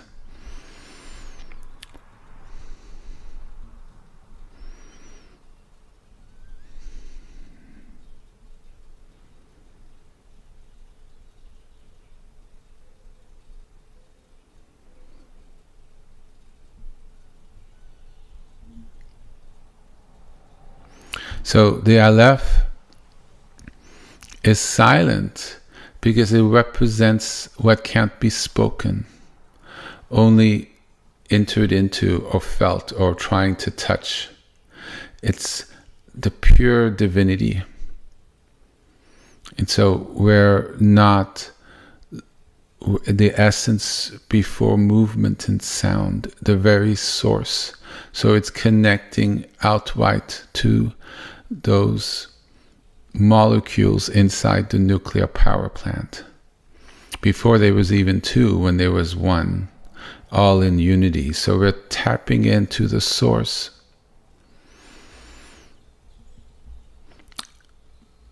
So the Yud, Va, Yud, the two symbols, the two Yuds on either side, and the Vav in the middle, is the connection, symbolically, as I mentioned last week, I guess now I'm remembering, of the connection of heaven and earth, from divinity to us. But it's in union before duality. They're both in one. They're connected. And they're one symbol. So it's the transcendent divinity. And by understanding that which is linked through the tree, through the separation, through the sephirots, I'm going to go a little further on that, a little further down that chain of thinking, one connects to that. And we see how there has been no break in that energetic chain. And therefore God is always available energetically. And as one practices and meditates and does the mantras, one starts to have a felt sense of that. And one begins to realize that it's true and real. And one begins to receive the blessings and the healings and the graces and the realignment that comes from tapping into that. And so the Aleph is really symbolic of a letter of truth, because it's really the sign of God.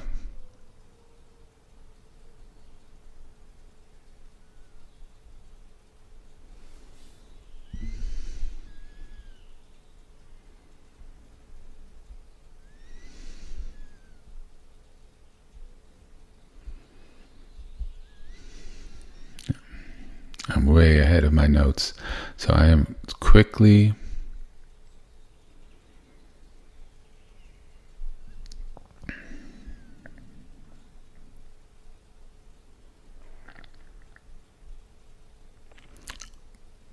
So the separation we feel from God is the lack of our own alignment.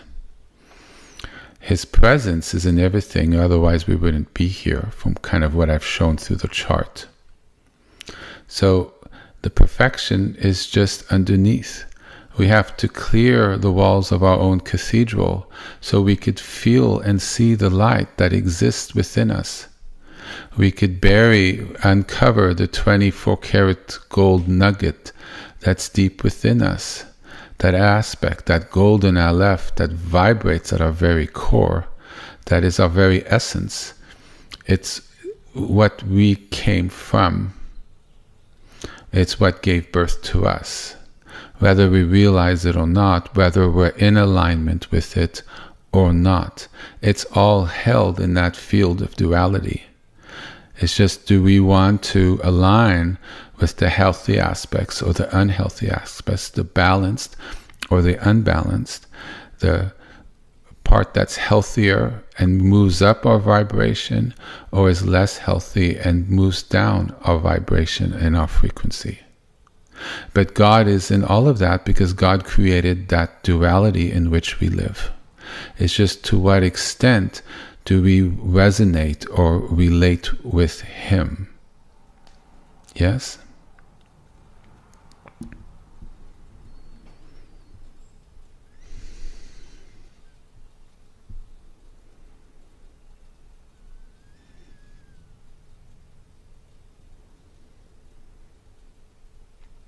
So the alignment of the Sephirots, the let there be light, created us. It wasn't necessarily a separation, but it was a sort of companionship where we're walking with God. God wanted that aspect of creation for Him, I guess, to experience, to live the act of creating. In alignment, there's no separation. In disalignment, there is separation. And the breath of God is present in all of us and in the tree because it's what allows us to maintain. And as one does the practice, one realizes that no matter how disconnected I felt, because I couldn't feel much for the first 4 years. I always was religious, always went to services. But really at age 12 or 13, it really becomes a conscious intent as you enter puberty. And I prayed, but it felt like a one-way channel. And I was very shut down emotionally. My heart really couldn't feel it.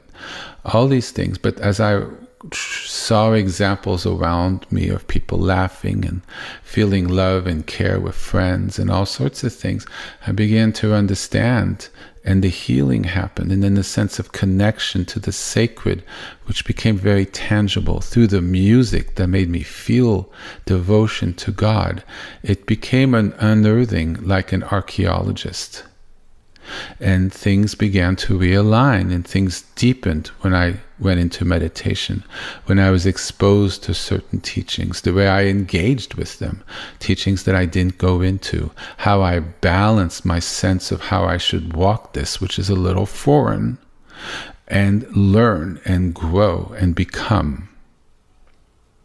It's the sort of pathway home. We work the Jacob's ladder, right, back to God. Look on your screen. Rung by rung. But it is a golden path, because whether we realize it or not, it's the way home.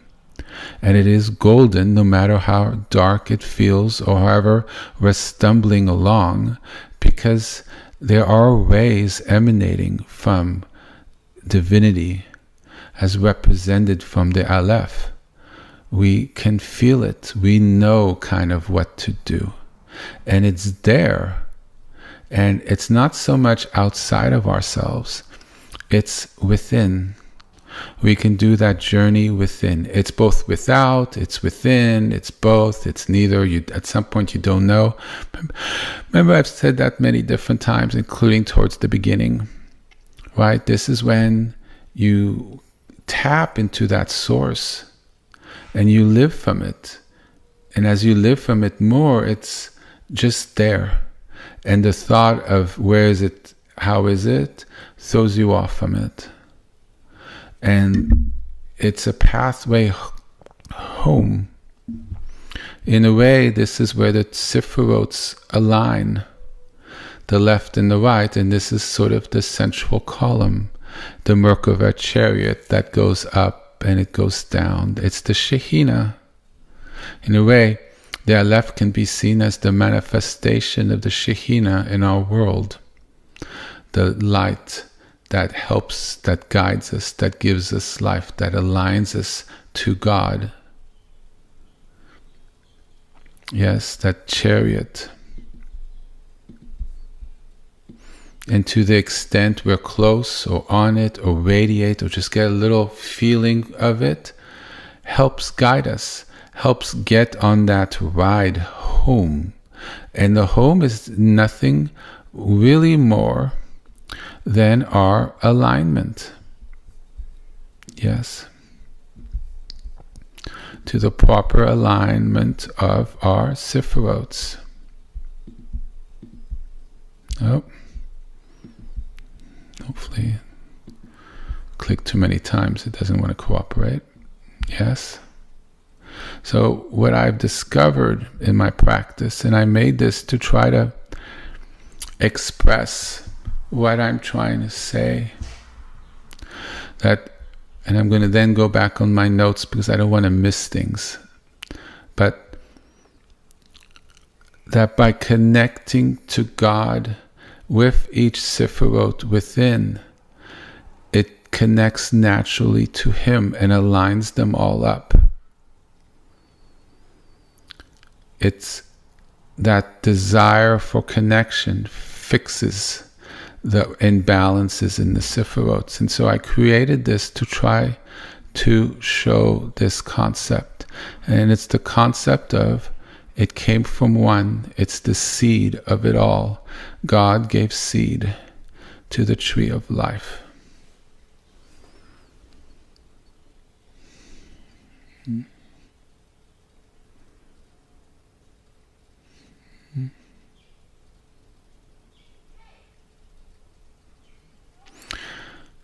So if, of course, orange is divinity and gold, that underlines our reality.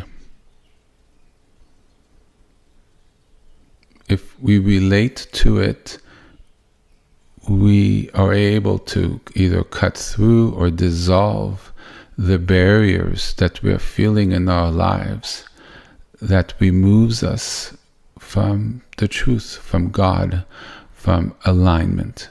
if we're able to understand that it's in relationship with God through mantra, prayer, actions, mitzvot, reading sacred text, attending services, that opens our frequency to divinity, which is always there, very apparent when you're in front of Torah or sacred text, in prayer, in sacred prayers, at home in front of your shrine when you're able to align, or finding the power in the Aleph, or in the mantra, or in a picture of a sacred place,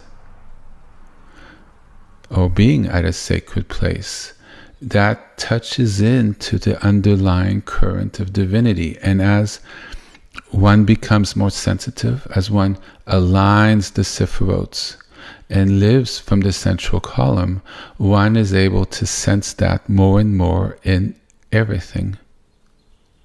First in places that are aligned and pure, and then one begins to see God reflected in things that are impure and not aligned.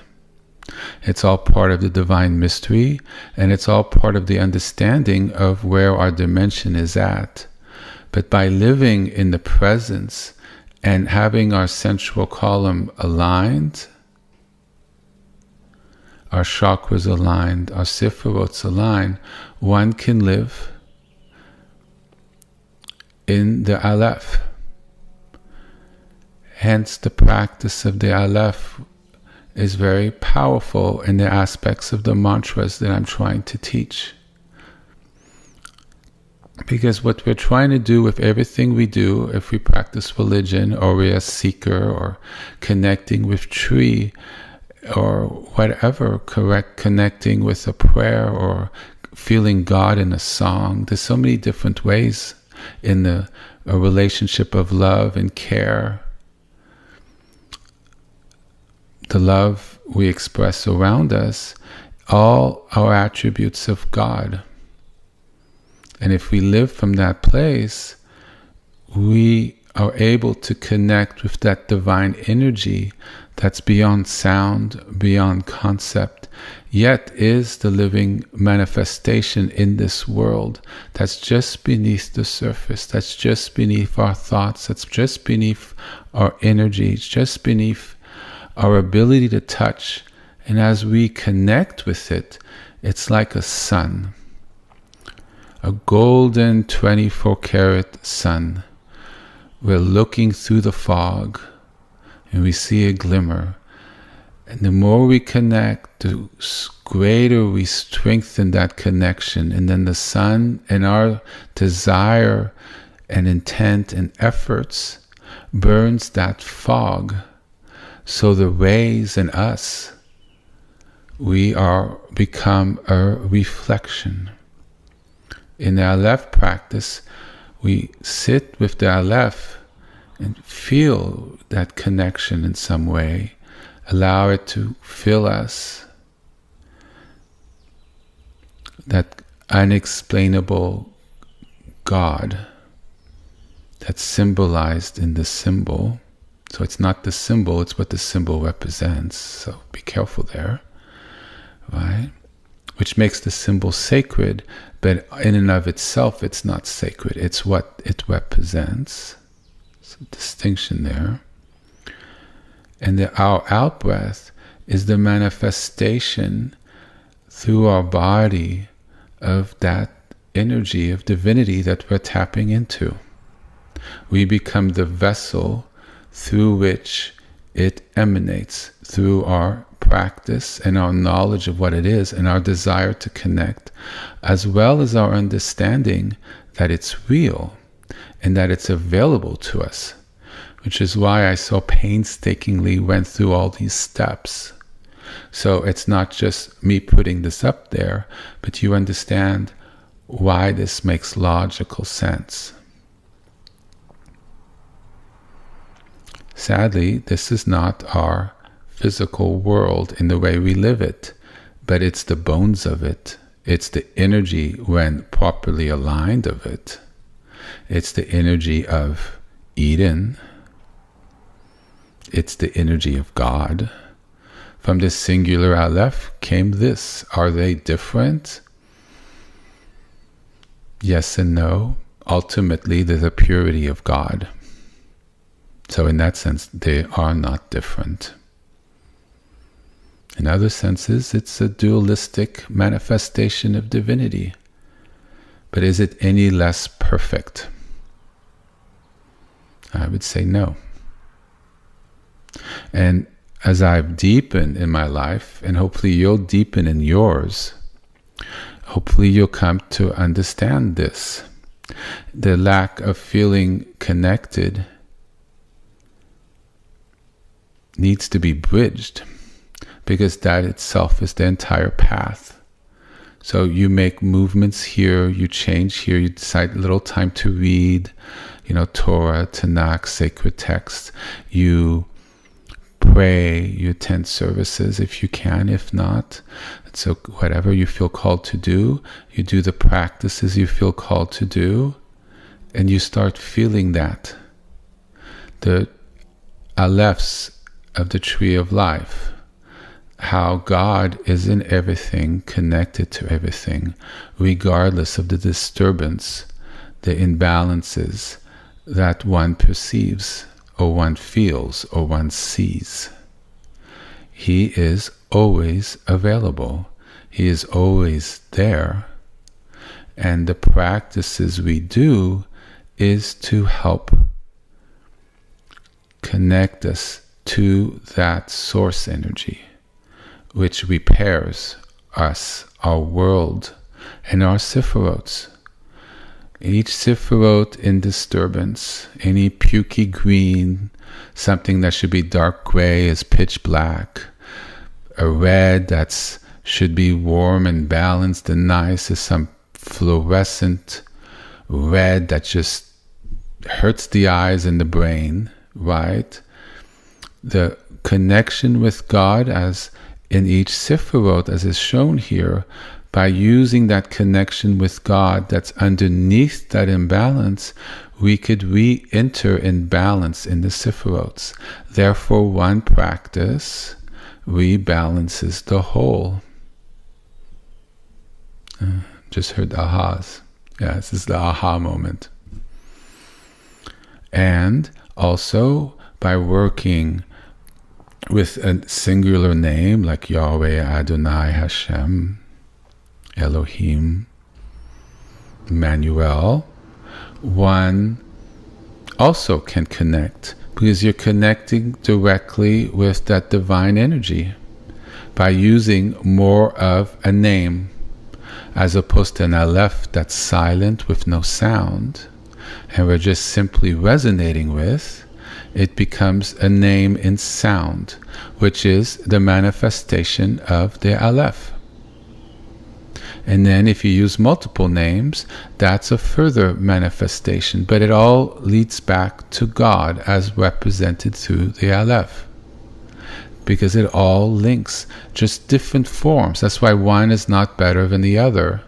They're just different ways that are necessary to help heal us, to bring back order to a tree that's in disorder, a tree that lives in duality, that's not in alignment, which is what we were born into, not necessarily our fault.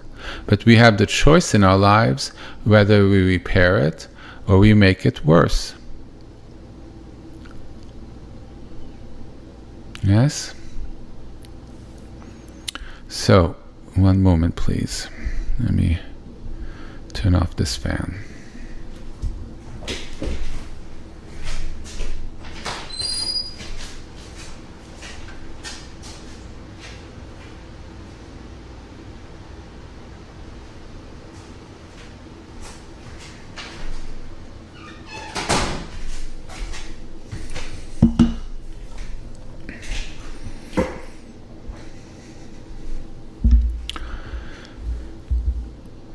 So, I forgot to turn off the mic. Well, so let me quickly go through my notes, because I don't like doubling back on things.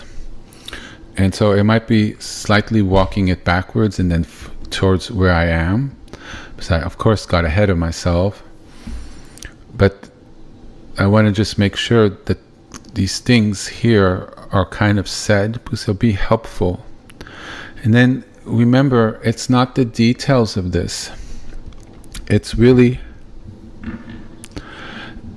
that you are now able to connect through understanding, and how this is a pathway, it's a portal to tap into what we seek. It's very, very direct. Do you see? Right? When I started, I was in distress. A lot of things were going bad, and I saw a lot of things were holding me back from my youth and other things, and I was stuck, and I was quite ill. I have to say I was suicidal. We've all been there at some points. Depressive. All sorts of not able to foggy.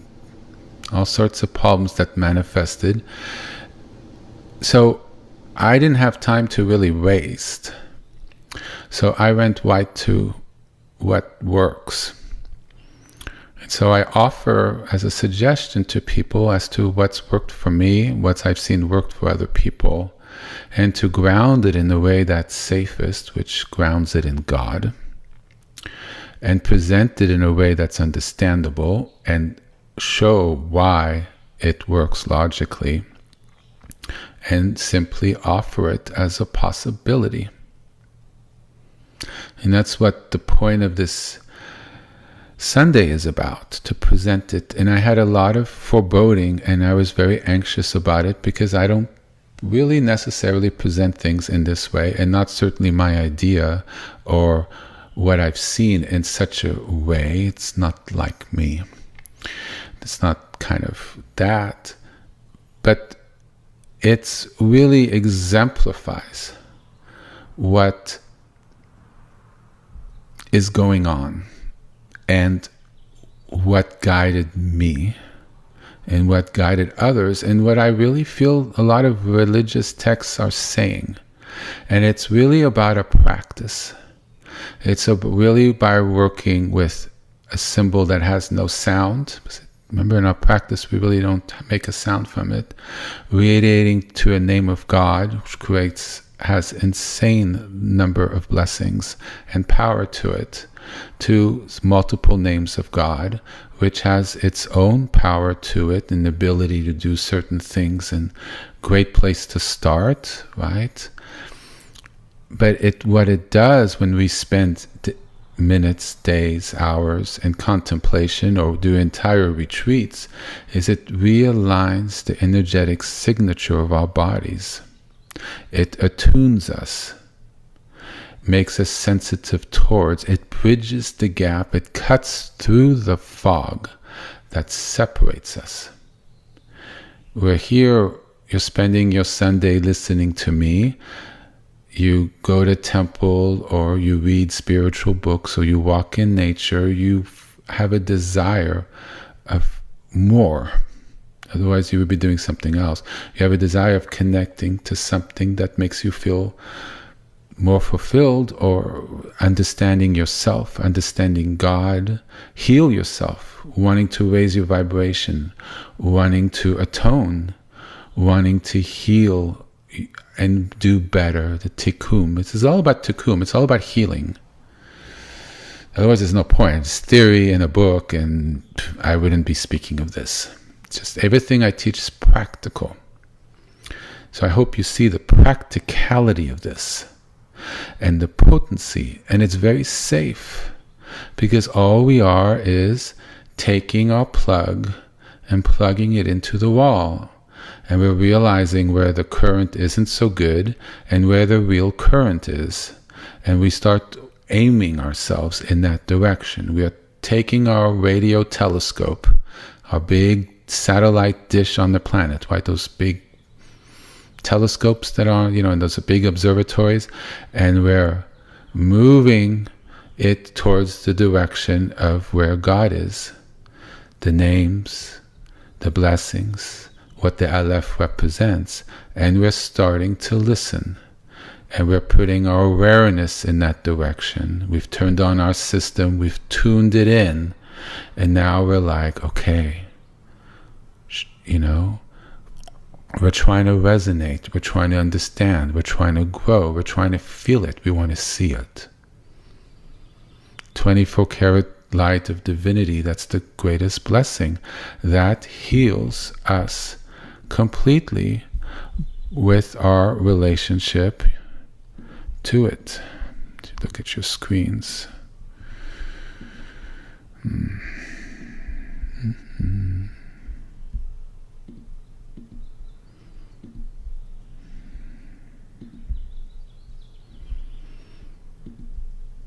Here we go.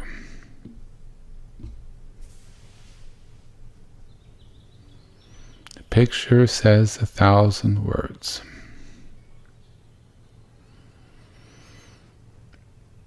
I wanted this on the website for people to download if they so choose. So color is important because it's frequency, and frequency affects us. And it's also a teaching, and it also helps us resonate. So it looks beautiful on the screen. When I went to print it, it was kind of murky blue, and the sephirots weren't as precise or radiating as they are in the picture. So I'm working with it to create a printable version of this. So hopefully later on in the week it will be there.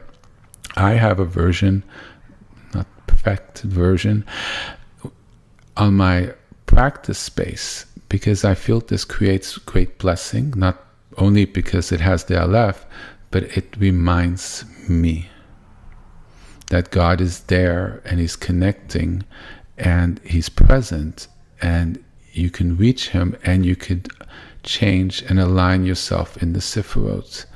This is the path of wholeness, the path of the saints, the path of the mystics, the path of the priests, the path of anyone who wants to walk home to God. And it's there. It's like we got the dirty path with the litter and whatever the things dogs do on the path, and it's dirty and there's rocks and it's not clear. Well, right underneath that, there's a path of gold beneath it. And this helps us resonate from that path that's right beneath the path that's really not so right.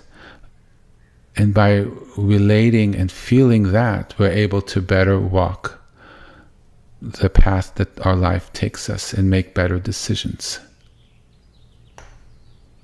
And then if you take it internally, as opposed to outwardly, how it helps in our lives through external, manifestation. If you take it internally, the more we radiate with it, our offness, our sephirots that are different colors, that are misaligned, and God knows what else, as we connect with God more and more, that goes away. And then one day, God willing, our path is golden bricks. We're walking literally the sephirots that are in orange in the image in front of you. Because we've able to burn through that fog, the smog, the pollution, the grit, everything that's on our cathedral walls. And now we're at the true ground zero of it, a beautiful soul that's divinely created, in harmony at God, how God always wished it, with its particular beautiful blend of sephirots, with maybe a little more fire and a little less water and a little more air. That balance, which is our true selves, beautiful and golden, and as a true child and daughter of God. But even in our current state, we are the children of God. And we're making our way home. And honestly, I think there's nothing more beautiful than that. So I'm going to quickly, I have zoomed to the end of my notes, and I just want to quickly, if you bear with me, just pull out a few key points just to make sure It's sort of all here. And then we'll go into our practice.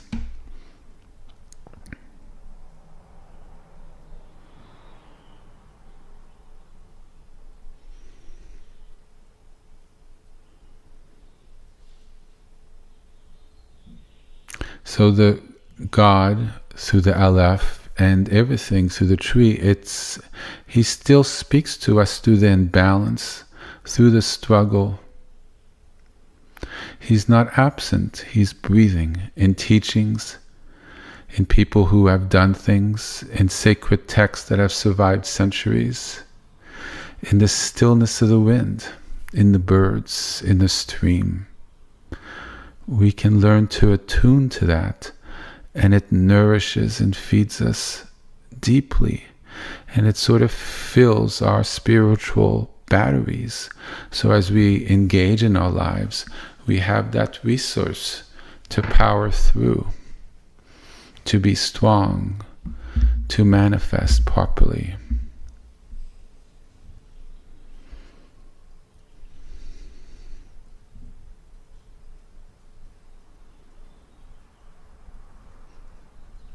So a word, the breath of vibration, can open our path to the divine. And that's why I teach the names of God.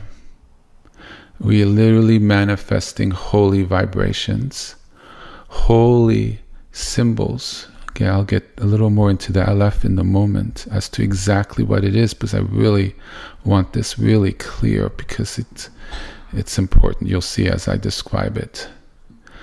These help visual blessings, which also help us understand the energy, where it comes from, understand different aspects of divinity, including what really can't be grasped and known, as well as how it manifests here in our world in a more solid form.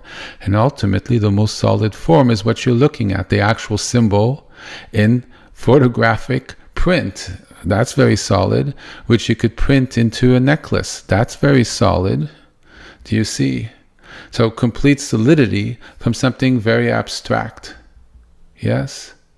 And that brings forth the blessing, and that's what makes the syllable so sacred.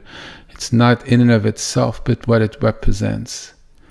And as we see that's what it represents, then we treat the piece of paper and the necklace very relevantly, very preciously, because we know what it's linked to energetically, and it's a tangible manifestation of the divine through our understanding and through our reverence of what it is. But it's not so much the symbol, but yet it is. But yet then it's more than that. I hope that sort of makes sense. And now I'm yet again ahead of my notes. So I'll quickly go through. I'm just gonna, let's see here.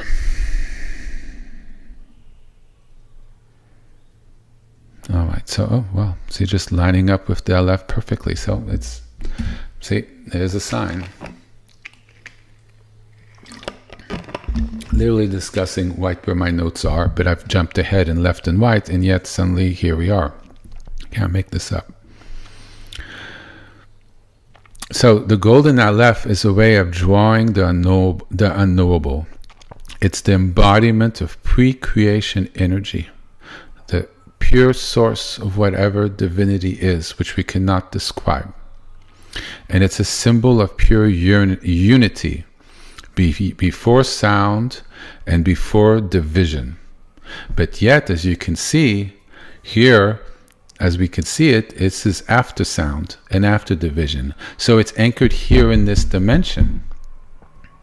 It could actually be in gold here as jewelry in this dimension. But yet what it represents is something way towards the beginning of everything, to the essence of what is God, and that's the power of it. That's what makes it so sacred.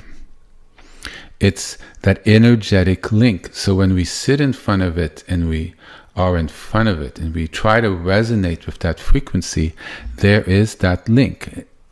And this is why I went through the Tree of Life and through the Ein Sof and the Ayin and all that, to demonstrate that link that exists. that unbroken chain that brings what's in front of our eyes and actually has that energetic thread to the source. Therefore, never a full break or separation. And that's available to us now. The names of God is after the first breath. Then came form. Then came the letters. Then came the sounds that the letters make. Then came the names of God that are formed by the sounds that the letters make, which we turn back into what the Aleph means. That's a pure manifestation in a different way, but it has that chain of divinity through it. The sacred text as transmitted to the prophets, through prophets, the Torah and onwards, is a manifestation of pure divinity, because it's the sacred word that guides us, help us understand that transmission that was made. Yes? That life that was lived a certain way and is now as a record of what it was, so we could better connect with the way of being, of understanding, that helps us to, in our alignment, to repair our sephirots.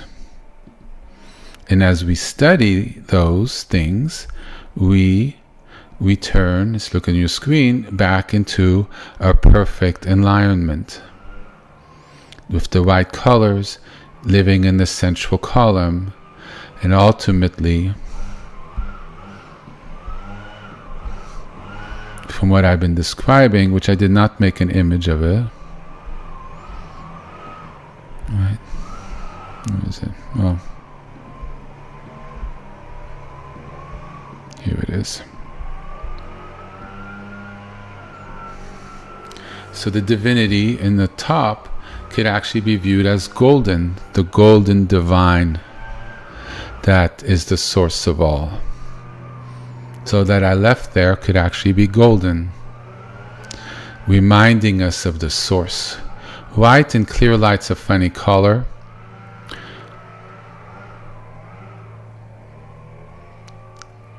This speaks of a truth, most definitely. But if you meditate on it, it has a certain spaciousness that's hard to nail down. And it could lead to a sense of nihilism, possibly, at its extreme. But it's kind of hard to tap into the blessings. You tap more into the rainbow. And you kind of don't get sustenance. You get purification without the sustenance as to the truth. My practices really grew, and I really started going really far when I started putting gold in things, putting God back in. And boy, did it become potent. The first time I did it, I was blown back from my practice space and me. I was just like, whoa, what the world was that? And I'm like, oh, I'm onto something here. And I started getting wisdom, getting stronger, greater sense of understanding and direction. And I started being able to walk a path in a more aligned, proper way. Because you cannot forget the source of blessing of God. That 24 karat gold makes a difference in our minds.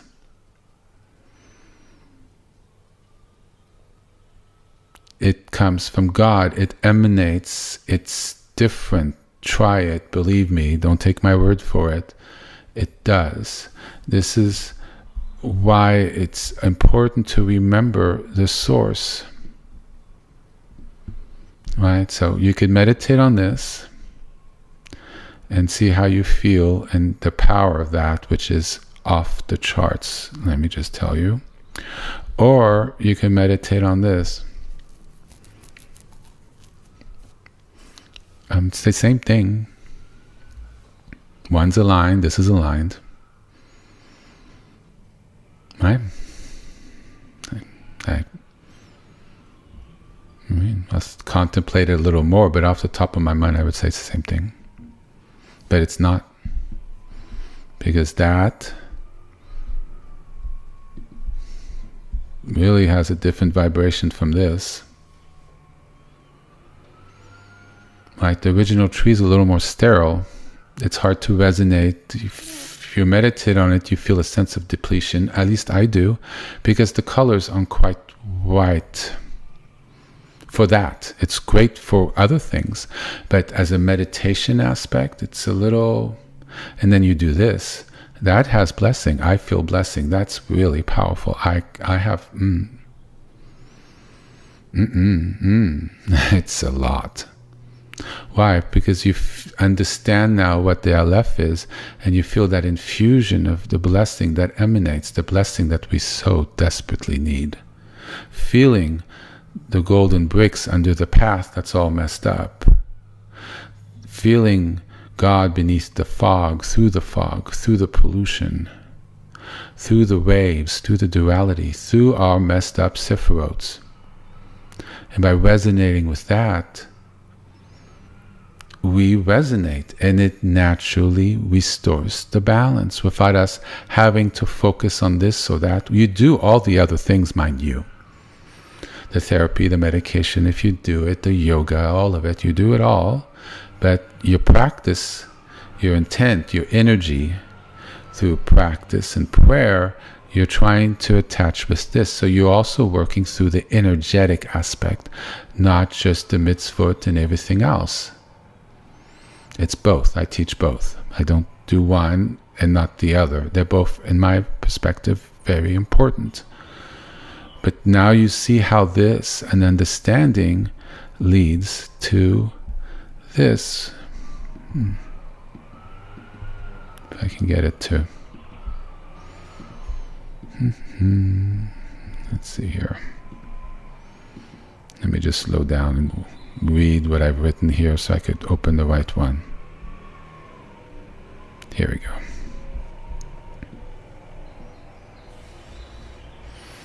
Same thing. That if that's in front of you, and maybe I'll try to perfect it so it's better when it's more printed, you feel it. It's a blessing. It heals you.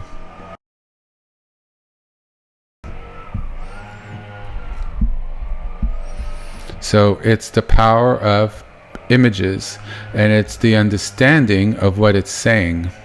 It's not just a cool, cold tree that's a pretty picture that's like, wow, this is something, right? But now you understand what it means, and now it becomes sacred because it's revealing a sacred truth. And you appreciate it because now that you know, and if you look at it, I feel healing when I look at it. And the water, right? The pure water of life. I mean, nature in its perfection, the tree, the golden tree of divinity. This is literally divinity. This is our birthright. This is where we came from. That golden tree could represent Eden, our perfected state of our world and ourselves as we repair and we heal. And by working with the divine sounds, the divine shapes, the divine images, which we can create, these have been created, that's literally how we relate to it to heal, to align. And it blesses ourselves, and it blesses our world, hopefully, as we share these things. It's very direct. It's very direct. It's going right to it and relating with Source. And yes, we are all worthy of that because it's always there. The separation is through dirt and grime getting all on top of things, of trauma, hurt, confusion, things being lost through the centuries, lineages dying out, different thoughts coming about, different focus in our world, more entertainment, not worried about this, not believing, thinking about that life is finite until people get to the end. So not working on our orientation. how we position what life is. Could be entertainment and a lot of fun, but also what's the fundamental purpose, and taking the time to make sure we're also taking that into account in our lives. All right, so quickly, I'm going to take a quick read, and we're going to go through this. And then we're going to take a break, and then we're going to do our practice. Because it's all about the practice. It's not just theory. You see, that's not really going to do a lot unless you start resonating. And then that's when the tire hits the road and you start moving along. So the golden Aleph is a symbol of pure unity, before sound, before any division. So when you visualize it, you're allowing your body and soul to become a dwelling place excuse me, for that original breath. It's a way of receiving whatever that is without grasping and not trying to understand it. You're merely in the presence of it, trying to feel it, but not grasping for it. It's being available. And allow it to kind of vibrate, allow it to kind of come, allow to see what unfolds, because it is a form of an energetic plug, because so many people through history have used this in a similar way that we're using it now. What it represents, God, and it's not said, there's no pronunciation of that. It's silent. We call it an Aleph, but this Aleph had like B, we call it a B, but it has the sound of B, right? But we call it B, right? The Hebrew syllable for B, it's a thing, right? So we call it an Aleph because it's an Aleph, but what sound does it make? I just made the sound. There's no sound. Because God is unknowable, ungraspable. So it's a very sacred syllable through history. So we've empowered it that way, through our intent, and yet what it means. It's not the Aleph popped out of space at us, no. It's what it represents in that space and in that divine mystery. So when we connect, because now we know what it is and how people have done it, that becomes a means for that sacredness, physically, energetically, for us to resonate with it. And that's the power of it. Yes? It's mantras through images, images through mantra. It's how we could connect with that energy of something that's silent. The other ones, the manifestations of the name, we could say it out loud. There is sound, there is movement. This is why sometimes it's much easier to start with 3 or 4 names combined, then move to one name, and then move to something that's a symbol. Because the symbol has the vibration of all the names, and all the names help clear us, help align us, help us connect with that frequency. So when we just look in silence at that form, we're already attuned, we're already calibrated, already directed towards that divine frequency, which is represented by the Aleph. Therefore, when we look and we know what it means, the source of the names before it was a name, before it was sound, we tap immediately into that frequency because we've been working with a singular name, or,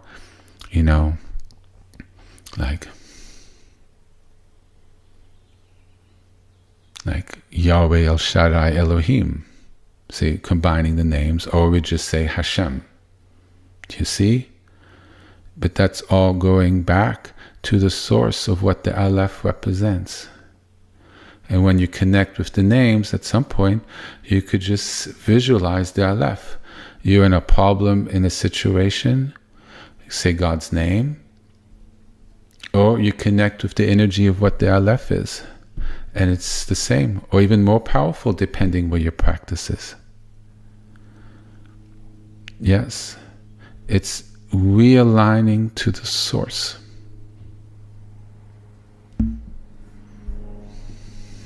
I'm going to leave this up from now on because this is really, symbol says 1,000 words.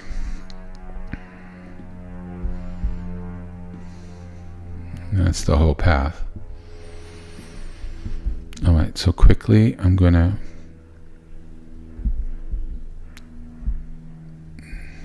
so keep jumping ahead.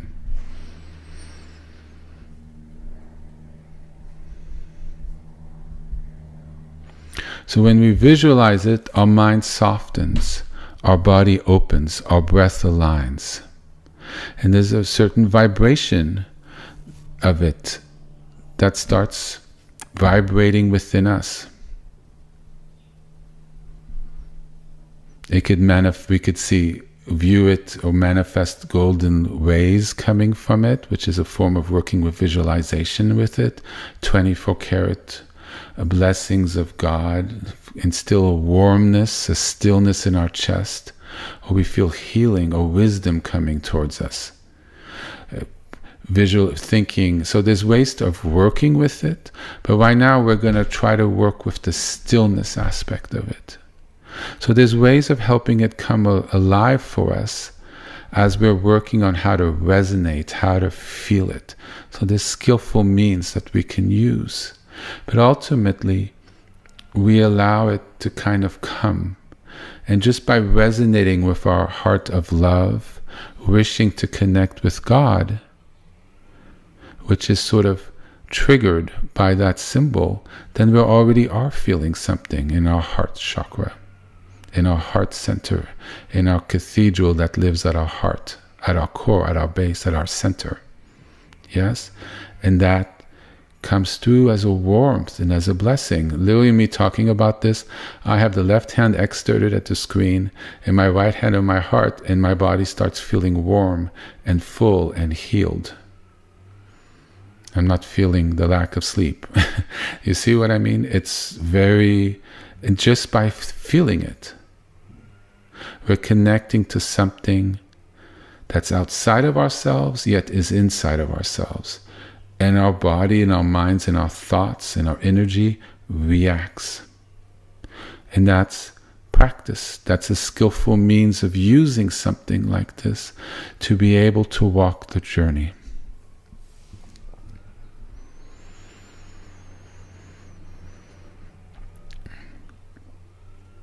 It's a presence of pre-creation that enters the temple of our body. And the mantra in Aleph is to return to that awareness. This is important. We're not calling something into being. We're not making something up and making it here.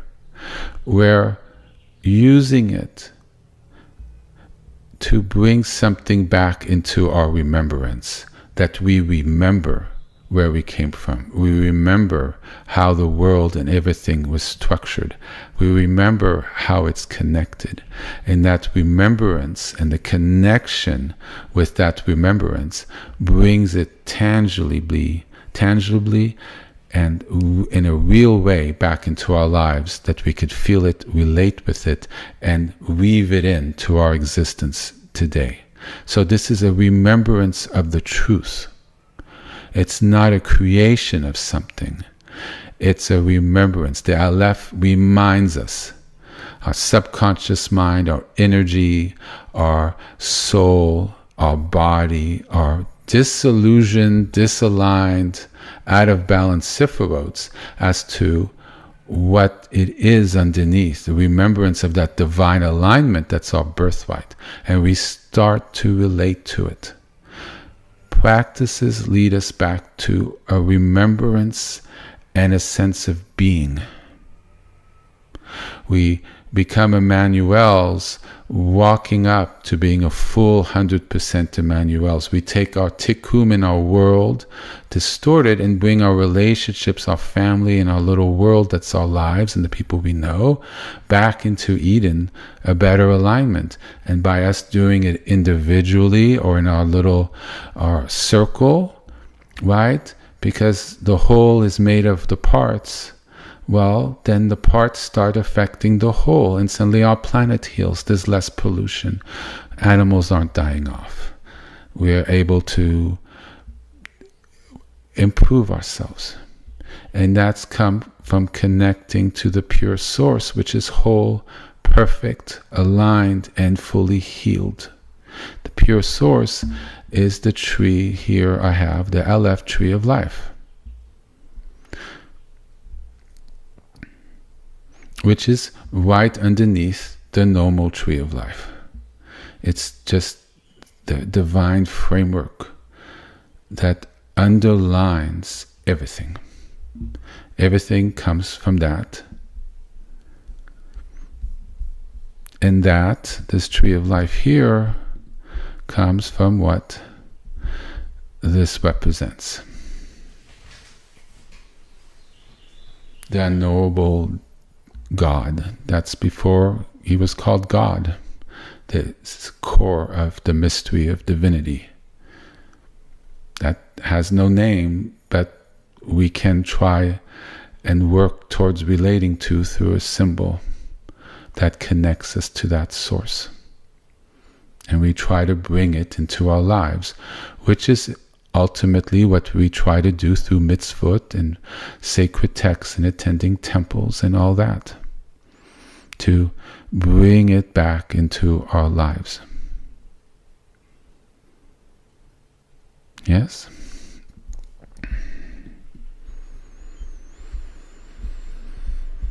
So, all right, so I keep saying I'm going to go through this, and I'm going to go through this. So the Aleph teaching reestablishes God as the before the breath, and the exhale manifests it into our practice and into our world. And it restores divine presence in our voice, in our body, and our actions.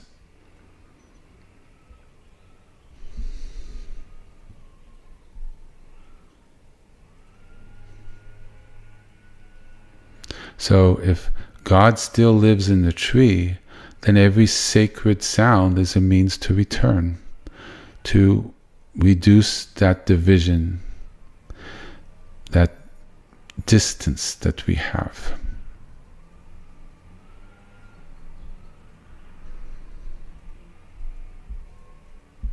It becomes like a portal,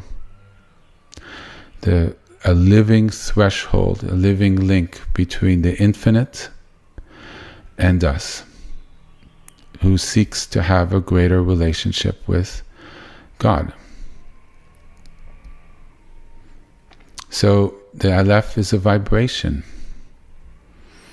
It carries the essence of the Ayin, the breath of the Or Ein Sof, and the willingness and desire of God to be known through the separation, the creation of space, the withdrawal of some of his essence to give us room to be alive. So we're attuning ourselves through the Aleph and what it represents to the very beginning of divine manifestation and all the manifestations that occurred since then that are in alignment through the different ways it's seen. The Sephirots, the white light Aleph, the white Aleph, the different colors, ultimately how it's in the Tree of Life, how it's in the Aleph Tree of Life, and how it goes back to the very source. It connects us and is there when even the Sephirots are unaligned, because it's at the very core of life, which gives life to the Sephirots that are unaligned, because God's always with us even when we are off the path. He holds us. If he didn't, there would be no life, there would be no earth, there would be no nothing.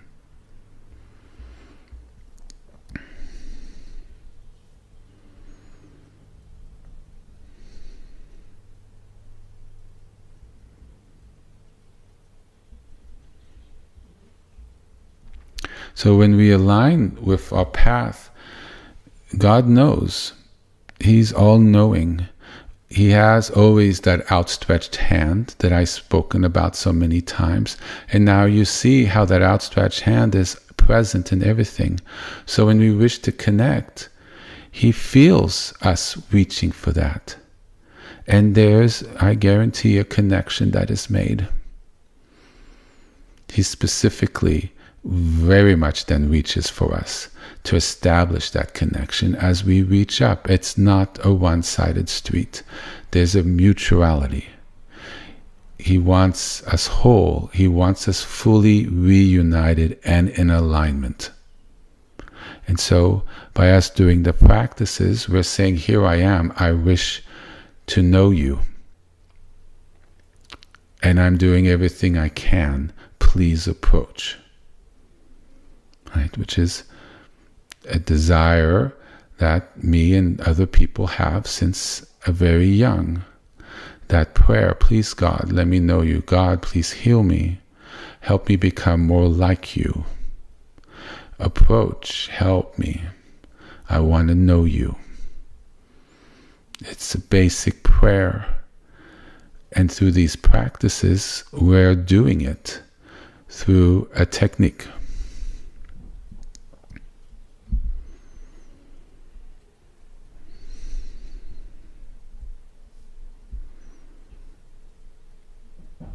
So when one of us looks at an Aleph with a good intention, it activates that divine potential within the symbol that's been created through history or through teachings like this, and what the symbol represents for thousands of years of that sacred interaction that allowed the Aleph to be a living gateway, a resonant field that's embodied in a symbol. This is how symbols become empowered. And this is why you treat them in a sacred way, not because of the symbol as a typeface of a symbol. It's because of what it means and what have other people treated it as being, and how we come to feel through our knowledge or through ourselves as to what it is. And then it literally becomes very sacred. And then it's possible, if you so choose, to have it in the center of your shrine, because for you that's the manifestation of God who has no face.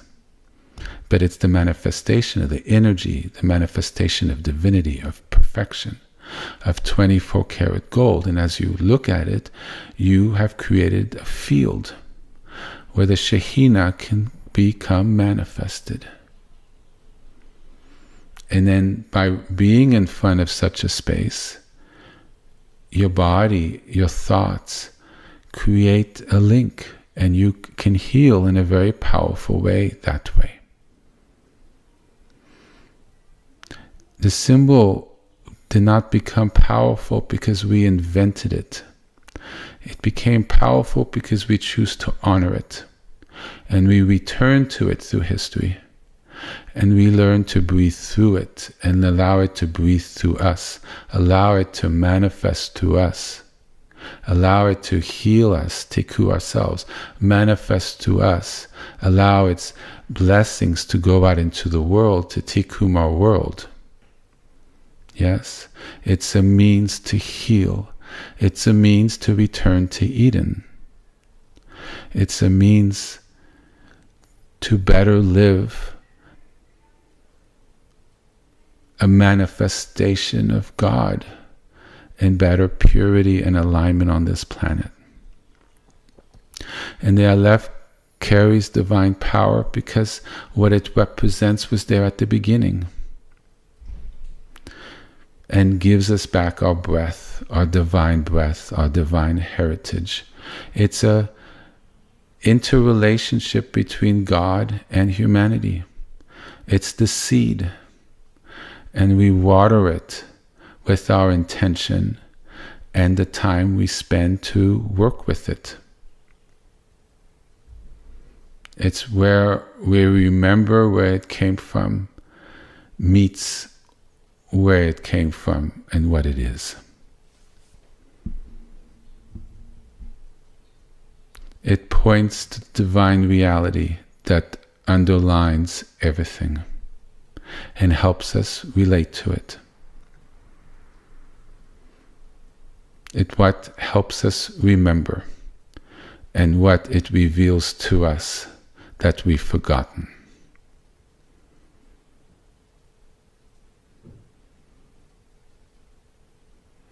And the true Aleph is the silent breath. that bridges ayin and manifestation. And the written Aleph is a conduit, a focal point that we could resonate with because we're embodied physical beings.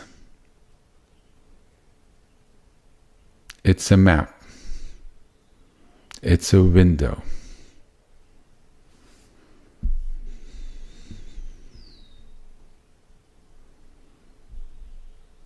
And so through it, we're able to connect to the vibration of the original Aleph, the preformed breath, the beginning of divine relation.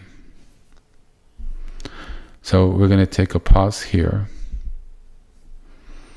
and then we're going to finish. I am way ahead of my notes. What we might do is, I like what I've said, and I'll take a quick scan, and then we just might move right to the practice.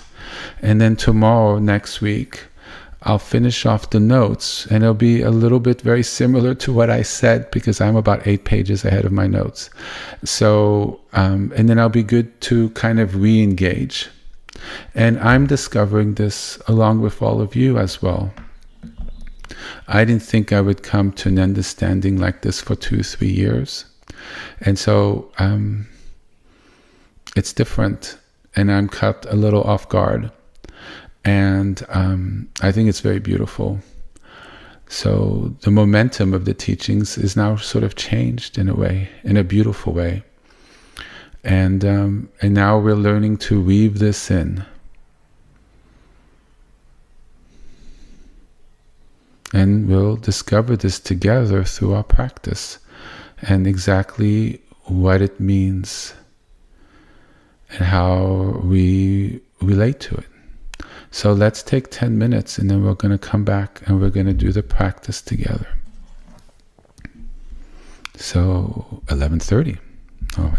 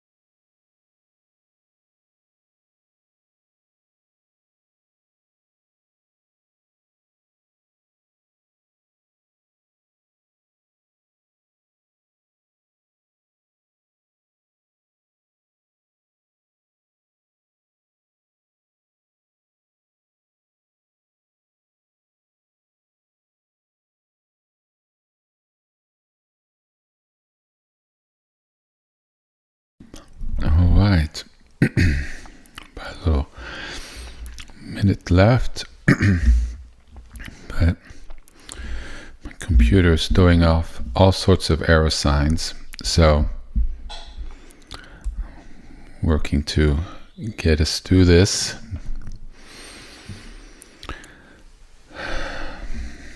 So we have a beautiful image.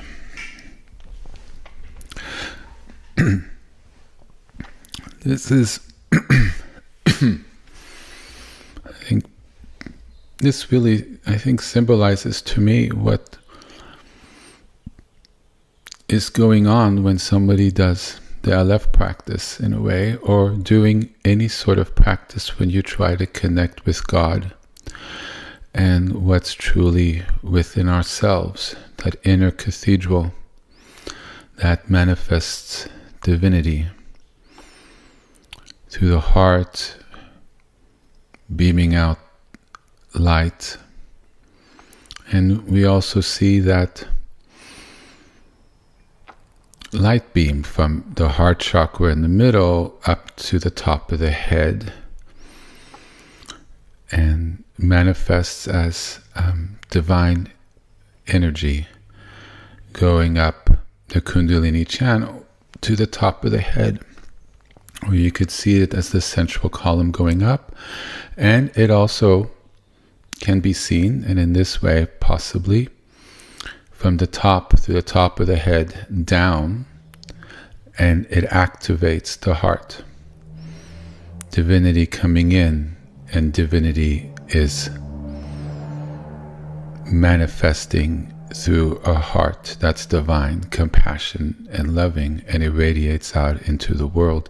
So it can be from within or from without, without to within, both, neither, because it's just there in divinity. And ultimately, when we're aligned, we're just there in divinity.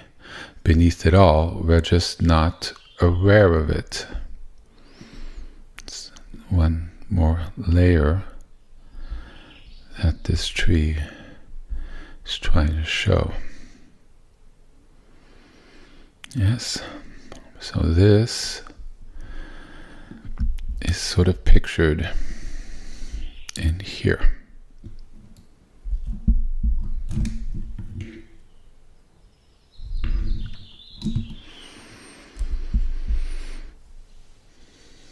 And so when we do the Aleph practice, we're really connecting to the source of divine, the source of our inner cathedral, a source that, if fully manifested, gives rise to that idyllic, beautiful scene of calm and perfection, of worship and holiness and praise to God, means to connect, and we radiate that life and perfection. The fully aligned sephirots, aligned within and aligned without, and in pure beingness with God. Effortless, never unbalanced again, whole. Yes? So, the practice here.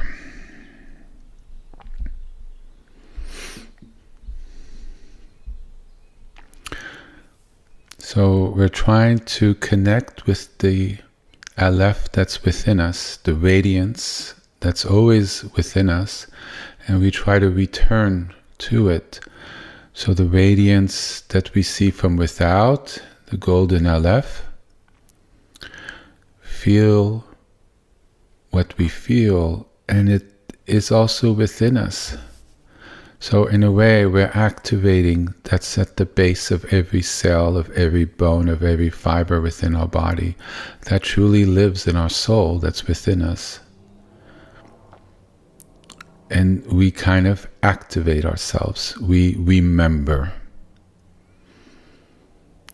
where we're from, who exactly we are, and that remembrance changes us.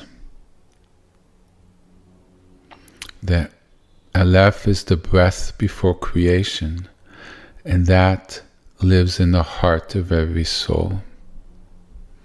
When we remember it, it radiates a blessing. We become embodiments, vessels of it in increasingly greater and greater ways.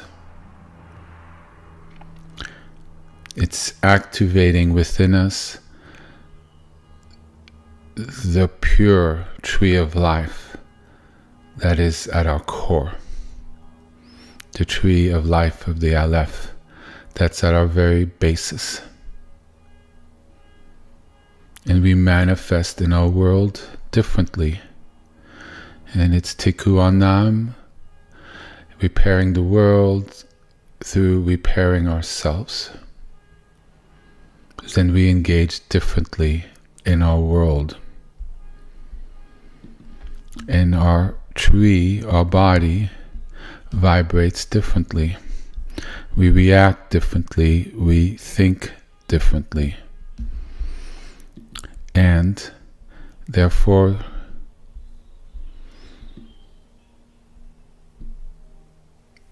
we ride the energy of our horse, the horseman on our horse, our energy, our thoughts, our mind, directing our lives, become one, beyond thought, just living in the Aleph, just living in Hashem, manifested, indivisible. We are not that, but the Shekhinah flows to us and we are the vessel. That is attainment. That's what enlightenment is. And as you see, the Aleph could be, and God could be that what's behind the horseman, or it could be the Aleph. It flows through, it guides, it's the very essence of what's manifesting. It is literally the Shekhinah chariot. We are on it, we are moving with it, we have returned home. It's our birthright. And so the Aleph is the means to go about doing that. We walk that path of what it means.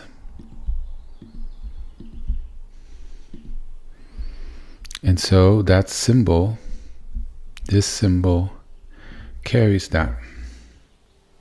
Gold, luminous, round, not sharp.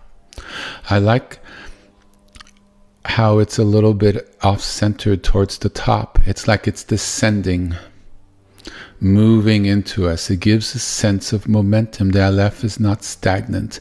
It would feel very stagnant if it were in the center of the picture. It's not.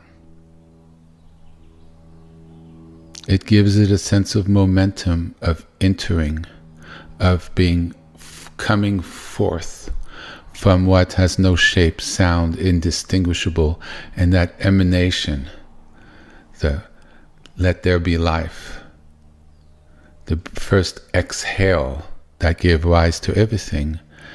It feels like it's the emergence before sound, as it comes into sound and form and us. It is what's at our core. And this reminds us, we're not building anything. We are remembering.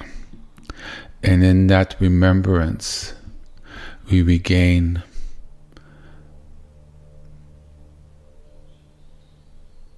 our power, not to react, but to act. The power of the knowing of where we need to go, who we truly are, and that empowers us to make those changes in the right direction.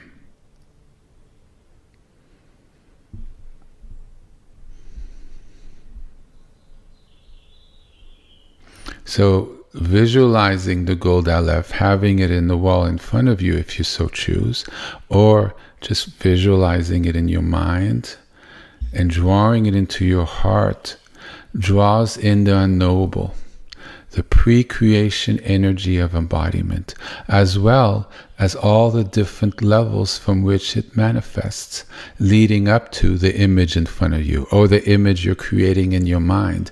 As it becomes increasingly manifest, it links everything that came before it. And ultimately, that linkage that I've painstakingly went through step by step shows that it is an unbroken link. Therefore, it's very empowered what that means. We are merely removed in the fog. We are not cut off from God. He's still here. Therefore, that energy is accessible if we know how to go about it. And that is the path that I teach.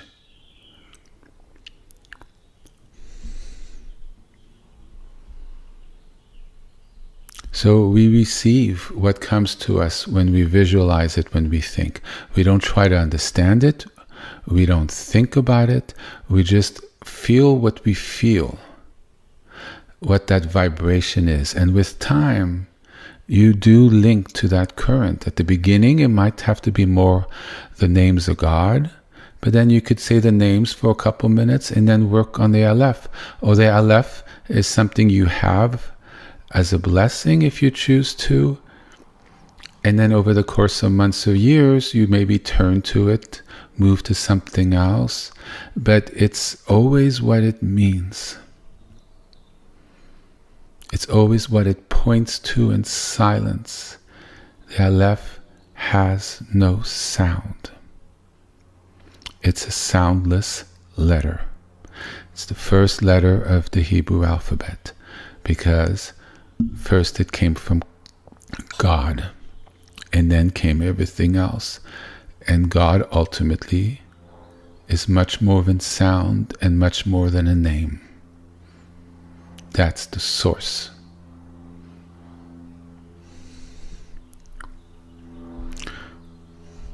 It can be, we could see a golden light as we sit in front of it, a warm stillness in our chest, or we feel something in our body. We open to that.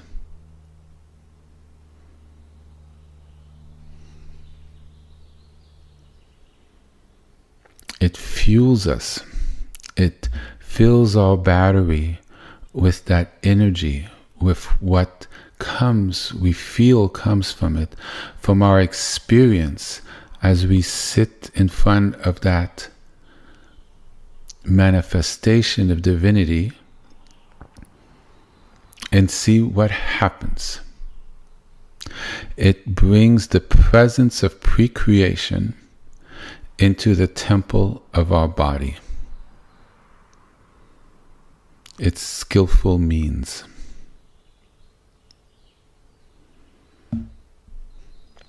We close our eyes and we inhale gently.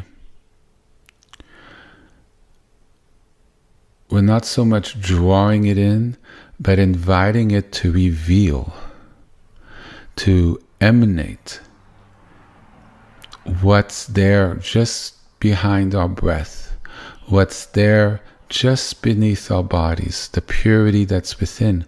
We're using it as a means for a manifestation of what's always there, our remembering, our ability to touch in with that.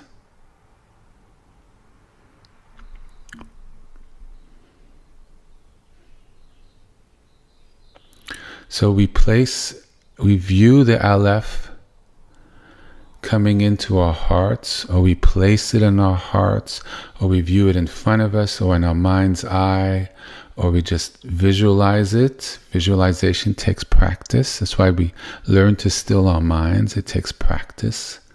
But that's okay. We could have a picture in front of us, which is often what I do, but one could also visualize it too. And it comes into ourselves, into our tree. And we allow it to enter our tree and for us to be with it. We don't have to do anything. It does what it needs to do on its own. And it's that feeling, that connection, that energetic flow comes in. And when we exhale, we allow that flow to come out of us. Sometimes with intent to people who are ill or things we wish, and it's a prayer. Don't do this now. We'll discuss this another day. But we're just emanating it out. Yes?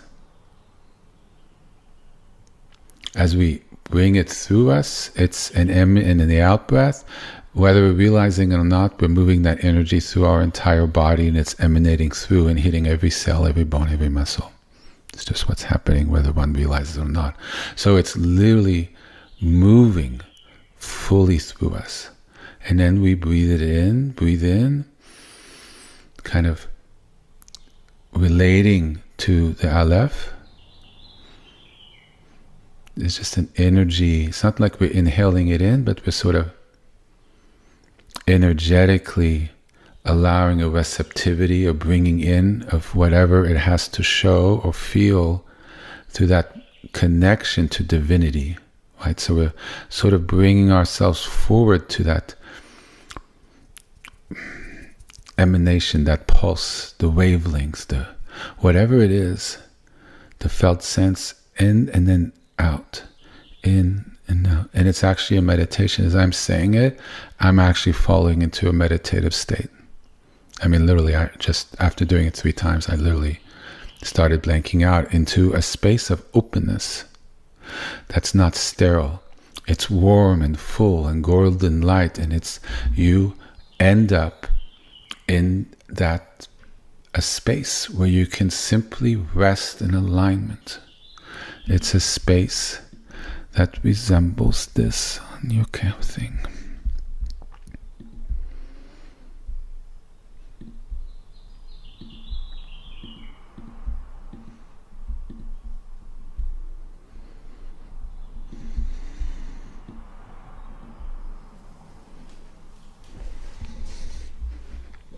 Just being in it. And it becomes deeper and deeper, and it infuses into you, and everything becomes that effortlessly. It's sort of anything that's not there just dissolves away, because it was never real to begin with. This is the reality we live in. The rest is illusion. There's a statement for you all. All right? So we're anchoring ourselves to the reality, and we're trying to live in that reality while being mindful of another reality that surrounds us, but we're trying to have this as our life point, our pure battery, our pure source that feeds us as we are emanating here in whatever here is. Yes? So that's what's going on here, an alignment. Divine, the rainbow colors there, and sitting in that presence. And as you do the practice, you can start getting a greater and greater taste of what that is. And suddenly one day you'll be like, oh my God, I think I felt what's been shown in this picture. This is why a picture tells 1,000 words. And you'll feel like, oh my God, oh. And then you let go of that, because that'll stop you from being there. And you just allow yourself to go into that. Don't worry, you'll come out. And then you, at some point, you shifts, and then you come back and you're like, oh wow, and you look at your body and you're like, oh my God, it's so different. Oh wow. And then you have true gratitude to God. The heart of devotion really is there at that point, because it's not just conceptual, it's not just a desire. Devotion and love literally radiate from you, because you've caught it in a full energetic way, and it's there, and there's no losing it. And then you're able to connect with Him easier and easier and easier, and the separation dissolves and dissolves and dissolves, and you enter into a union. He walks with you. He's your companion. Your frequency elevates, and ultimately death isn't death, it's a dissolve back home fully, and you release the little separation that was there.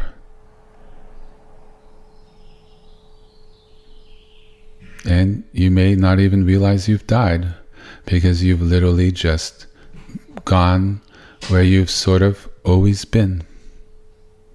Yes? So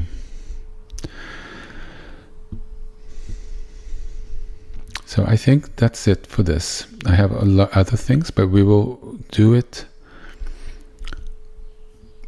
go through it a little more next week.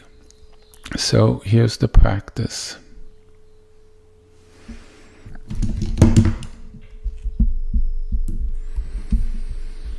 So the in-breath, we draw in the divine presence, remembering the Aleph, looking at the Aleph. You could have a phone or your computer in front, or if you've already printed it, great. Make sure it's the version that's in front of your screen. If you're not sure, check the version that's on the website. I have pictures for download. So you have that to help you with that right frequency, that because it's rounded, it's not random what I have in that picture. There's an energy that comes from it. You do it from another one, sharpness or offness, you'll bring that vibration in. So you draw in, you have that still point. So that's that open space I've been teaching in pranayama. You're seeing how it all comes together. So that still point in pranayama, right? It's not an inhale, it's not an exhale, it's not a tight inhale that you're holding and you're feeling the pressure in your lungs. It's just, you hold it in between the two breaths, the inhale and the exhale. And you kind of holding that breath or essence of God in your heart or in your whole body. You breathe in and you feel it in your body. It doesn't need to be localized in the heart. I rarely localize things directly in my heart. I find it harder that way. But your heart becomes your whole body. It doesn't need to be a distinction. You breathe it in, you feel it in your energy of your body. And then you feel it in your heart, because ultimately your body, the center of your body is your heart. So sometimes it's easier to bring into the body, and then you put your awareness in your heart center and you feel it kind of there. All our heart centers are damaged in this world. It's just haven't met anybody with it intact fully. Maybe there are, maybe I have met them. Maybe it's me projecting on other people. But you see, you put it in, it's there, it's very healing. And the out breath is not necessarily a release of our energy, but it's just allowing the emanation of whatever has come in, the blessings, the energy, the 24 karat gold energy, or the light, or whatever it is. It just emanates through and out. So we're not holding it. It's just, we are a vessel, and then it comes through. Now, as we begin, we may feel we've lost some of it. That's okay, because we're breathing it in again. At the beginning, you can cycle it through. I wish you could see my hands, because I'm literally showing the energy on how to do it with my hands, but you can't see it. So we're literally cycling it through, out, but you could cycle it up you, and then so my hands are going sort of fingers pointing up to the center of my body, through my third eye, then above, and then I'm doing a circle to the Aleph that's in front of me. I'm visualizing it now because I'm at my desk, right? And then it kind of comes back in through beneath and above. So there's a circular breathing with the Aleph, but you could see it come in. Doesn't matter, it has to be that way, but because I'm working with another modality to really make it come through. But so you bring it through into, and then you put it out. But when you put it out, it's not like shot behind you and around, it's also shot forward. So with your intent, because remember, where your mind goes, where your focus goes, so does energy. It works outside your body as well. You're emanating it forward into the Aleph that's in front of you, which increases the connection, which in a way energetically infuses it with energy, because you are putting out energy in it. Just take my word for it. From your practice, which in turn makes it emanate more, which in turn, when you bring it back in through your in-breath, it's stronger. And it's also stronger because the more you bring it in, the more it activates your body and brings it into your body. So there's more in you. So you come in from the outside, you're stressed, you're whatever, you sit down, you meditate a little bit. I would suggest you meditate before you start. And then, or go right into the practice. But at the beginning, it's a little harder to connect. But after you do this, in-breath, out-breath for a couple minutes or a couple times, or 2-3 seconds before it turns on. So I don't want to limit what people can experience or not. And with time, it becomes easier.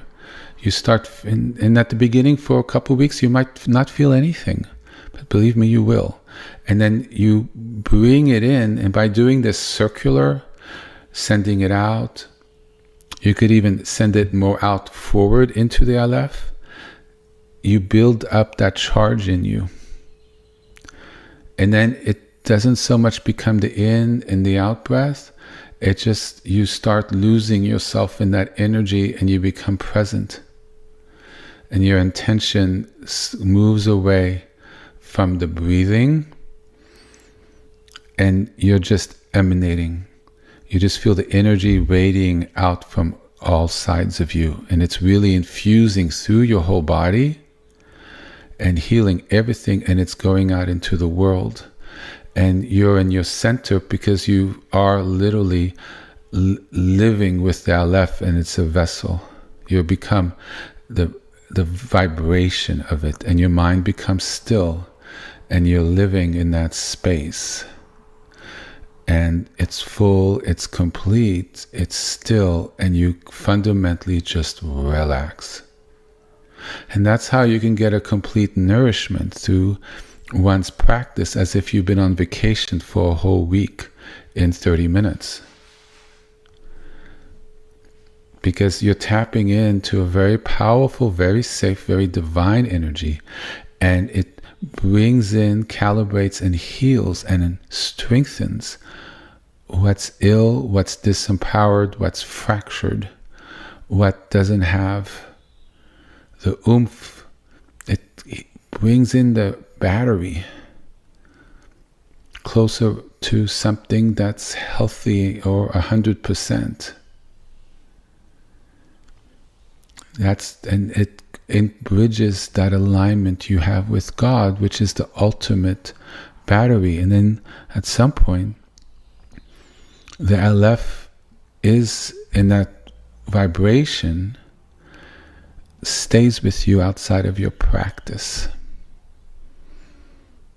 Eventually it might be 24/7, and then you're different, but you're the best part of yourself, and what and your heart of heart always desired to be, whether you realized it or not. And that's the complete path. And so at death, you just merely dissolve your body, because your body is no longer grounded. Yes. And for some people, you hear stories that there's no bodies anymore. It's because every cell's so infused, it just, the energy just leaves on everything. Because the vibration is such that the veil between us and God is so thin that there we are. And it's the beauty of who we are and what we're going towards and who we'll be again. Amen there. So let's do this together. I'm going to move my little microphone over. Let me make sure I'm still broadcasting. Great. I hear my little voice. By a miracle, this computer is still with us.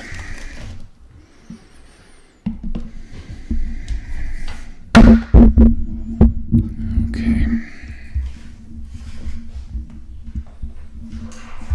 Oh, one moment.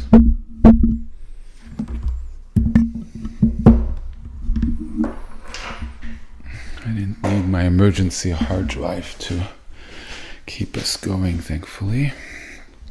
Okay. I was prepared. All right.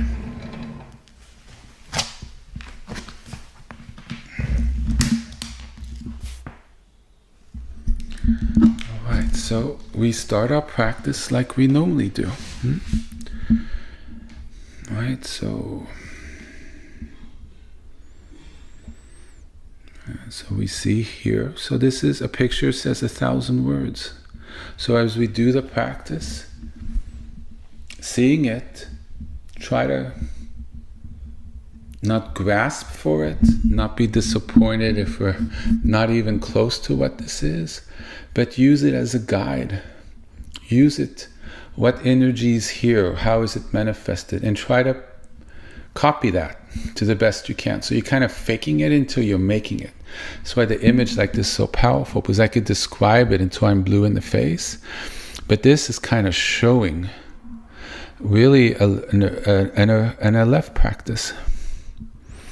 Well, that's interesting. I thought his back was to me. No, he's facing. Well, it could be either way, actually. Yeah, it's powerful. And that's, in a way, kind of what we're doing. It's very powerful and it's very healing. And it connects us. So I'm going to switch to the Aleph here.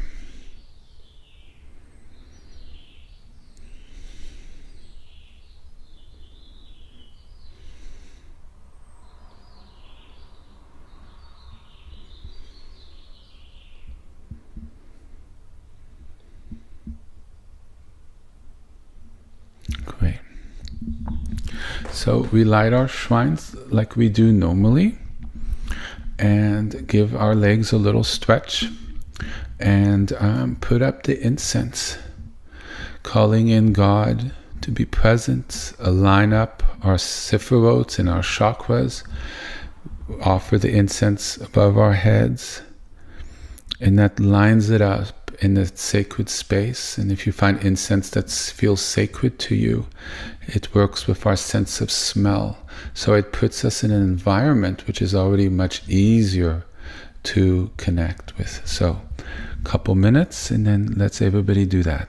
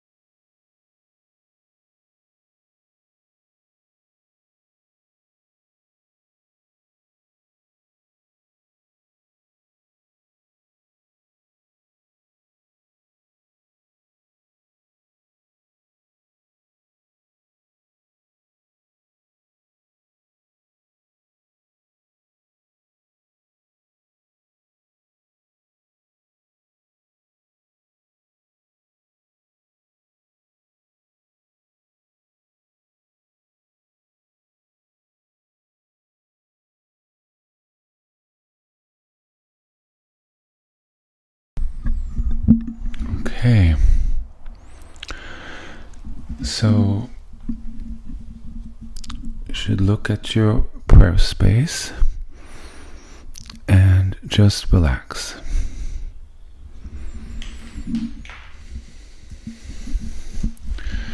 Just connect with it.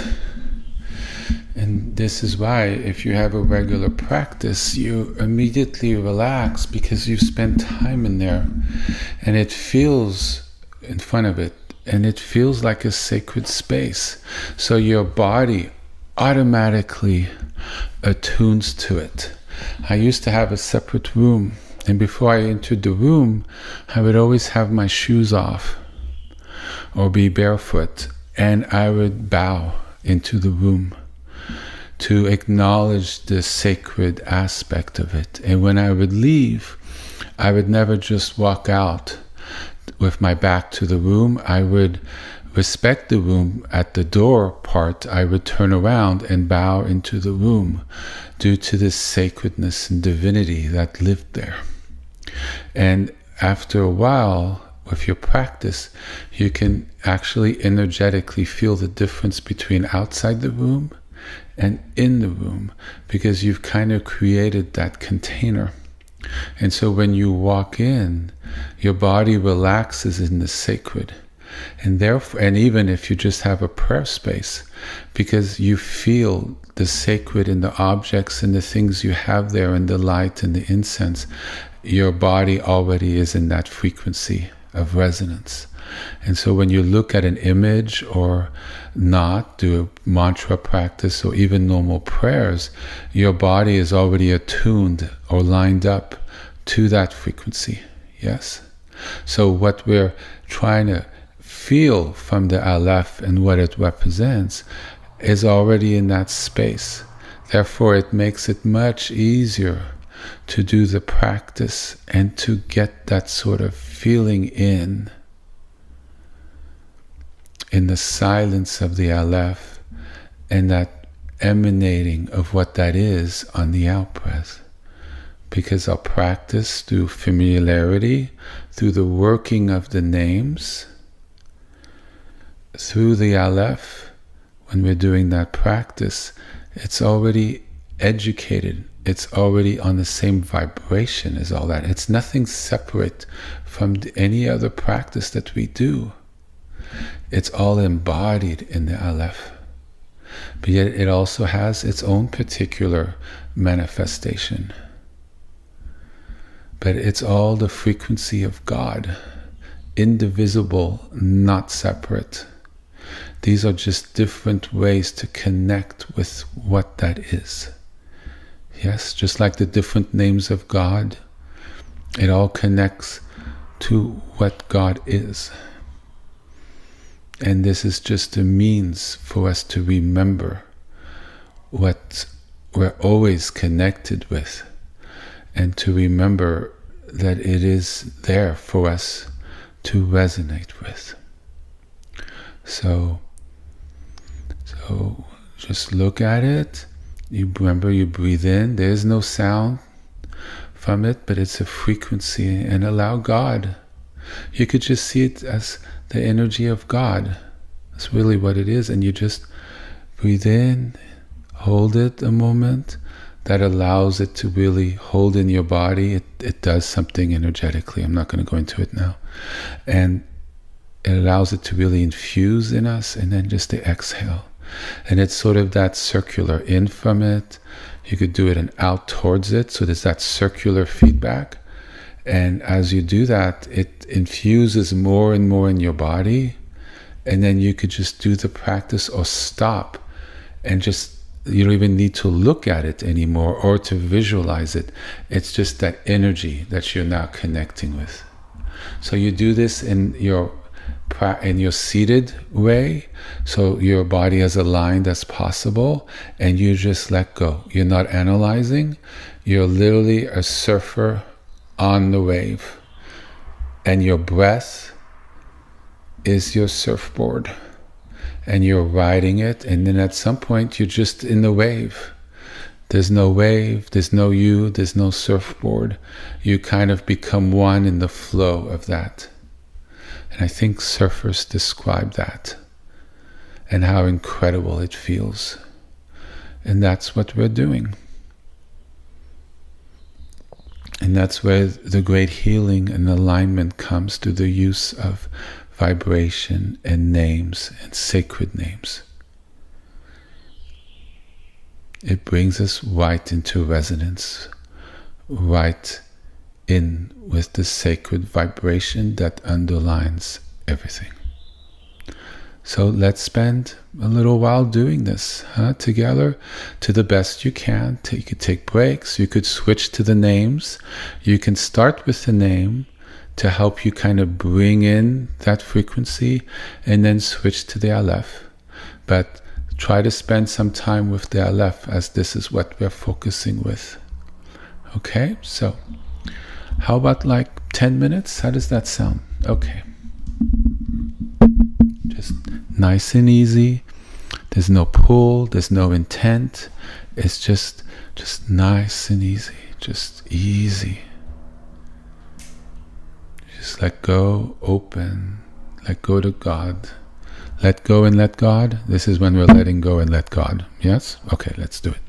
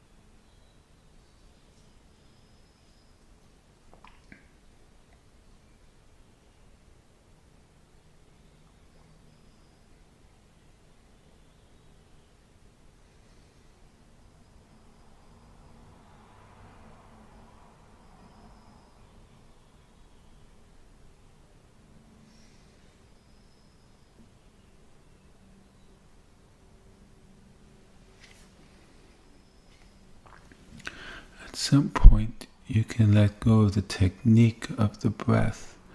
You're just in that vibration that's coming in and out, or just in that vibration because of the connection. You just let go of the technique, but you remain in that energetic connection.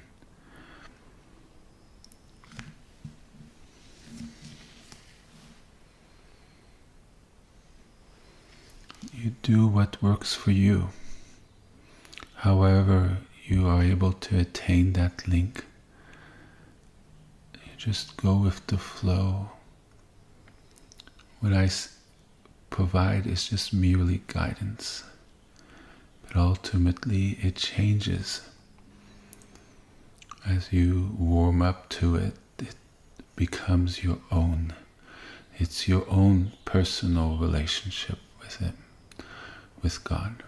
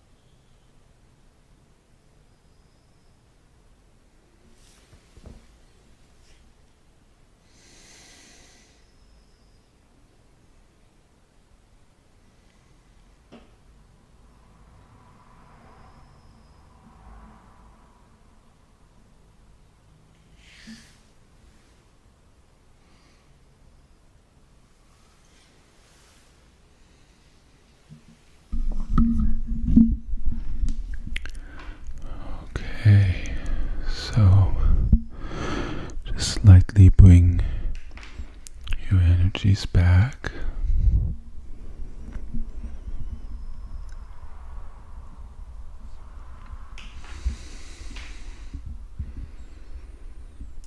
So you may continue if you wish. At some point, you're just in that energy, and you work and you just remain in it. And you go back to a technique that works for you, that allows you to resonate as you need to. You learn how to work with it and have that energy be embodied in you. So this picture is currently on the website.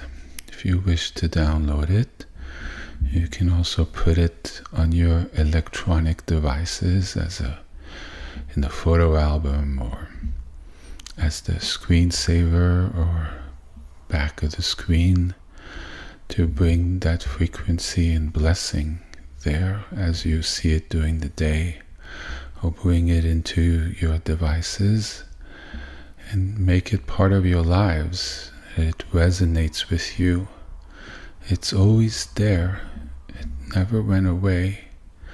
And we can learn to tap into it and live with it, and to live from that place. So thank you all so much for joining me this week. It's been an honor, as always, and I very much appreciate your presence. And I hope peace of God is with you and remains with you this week. And I look forward to being with you all next week. Bye-bye.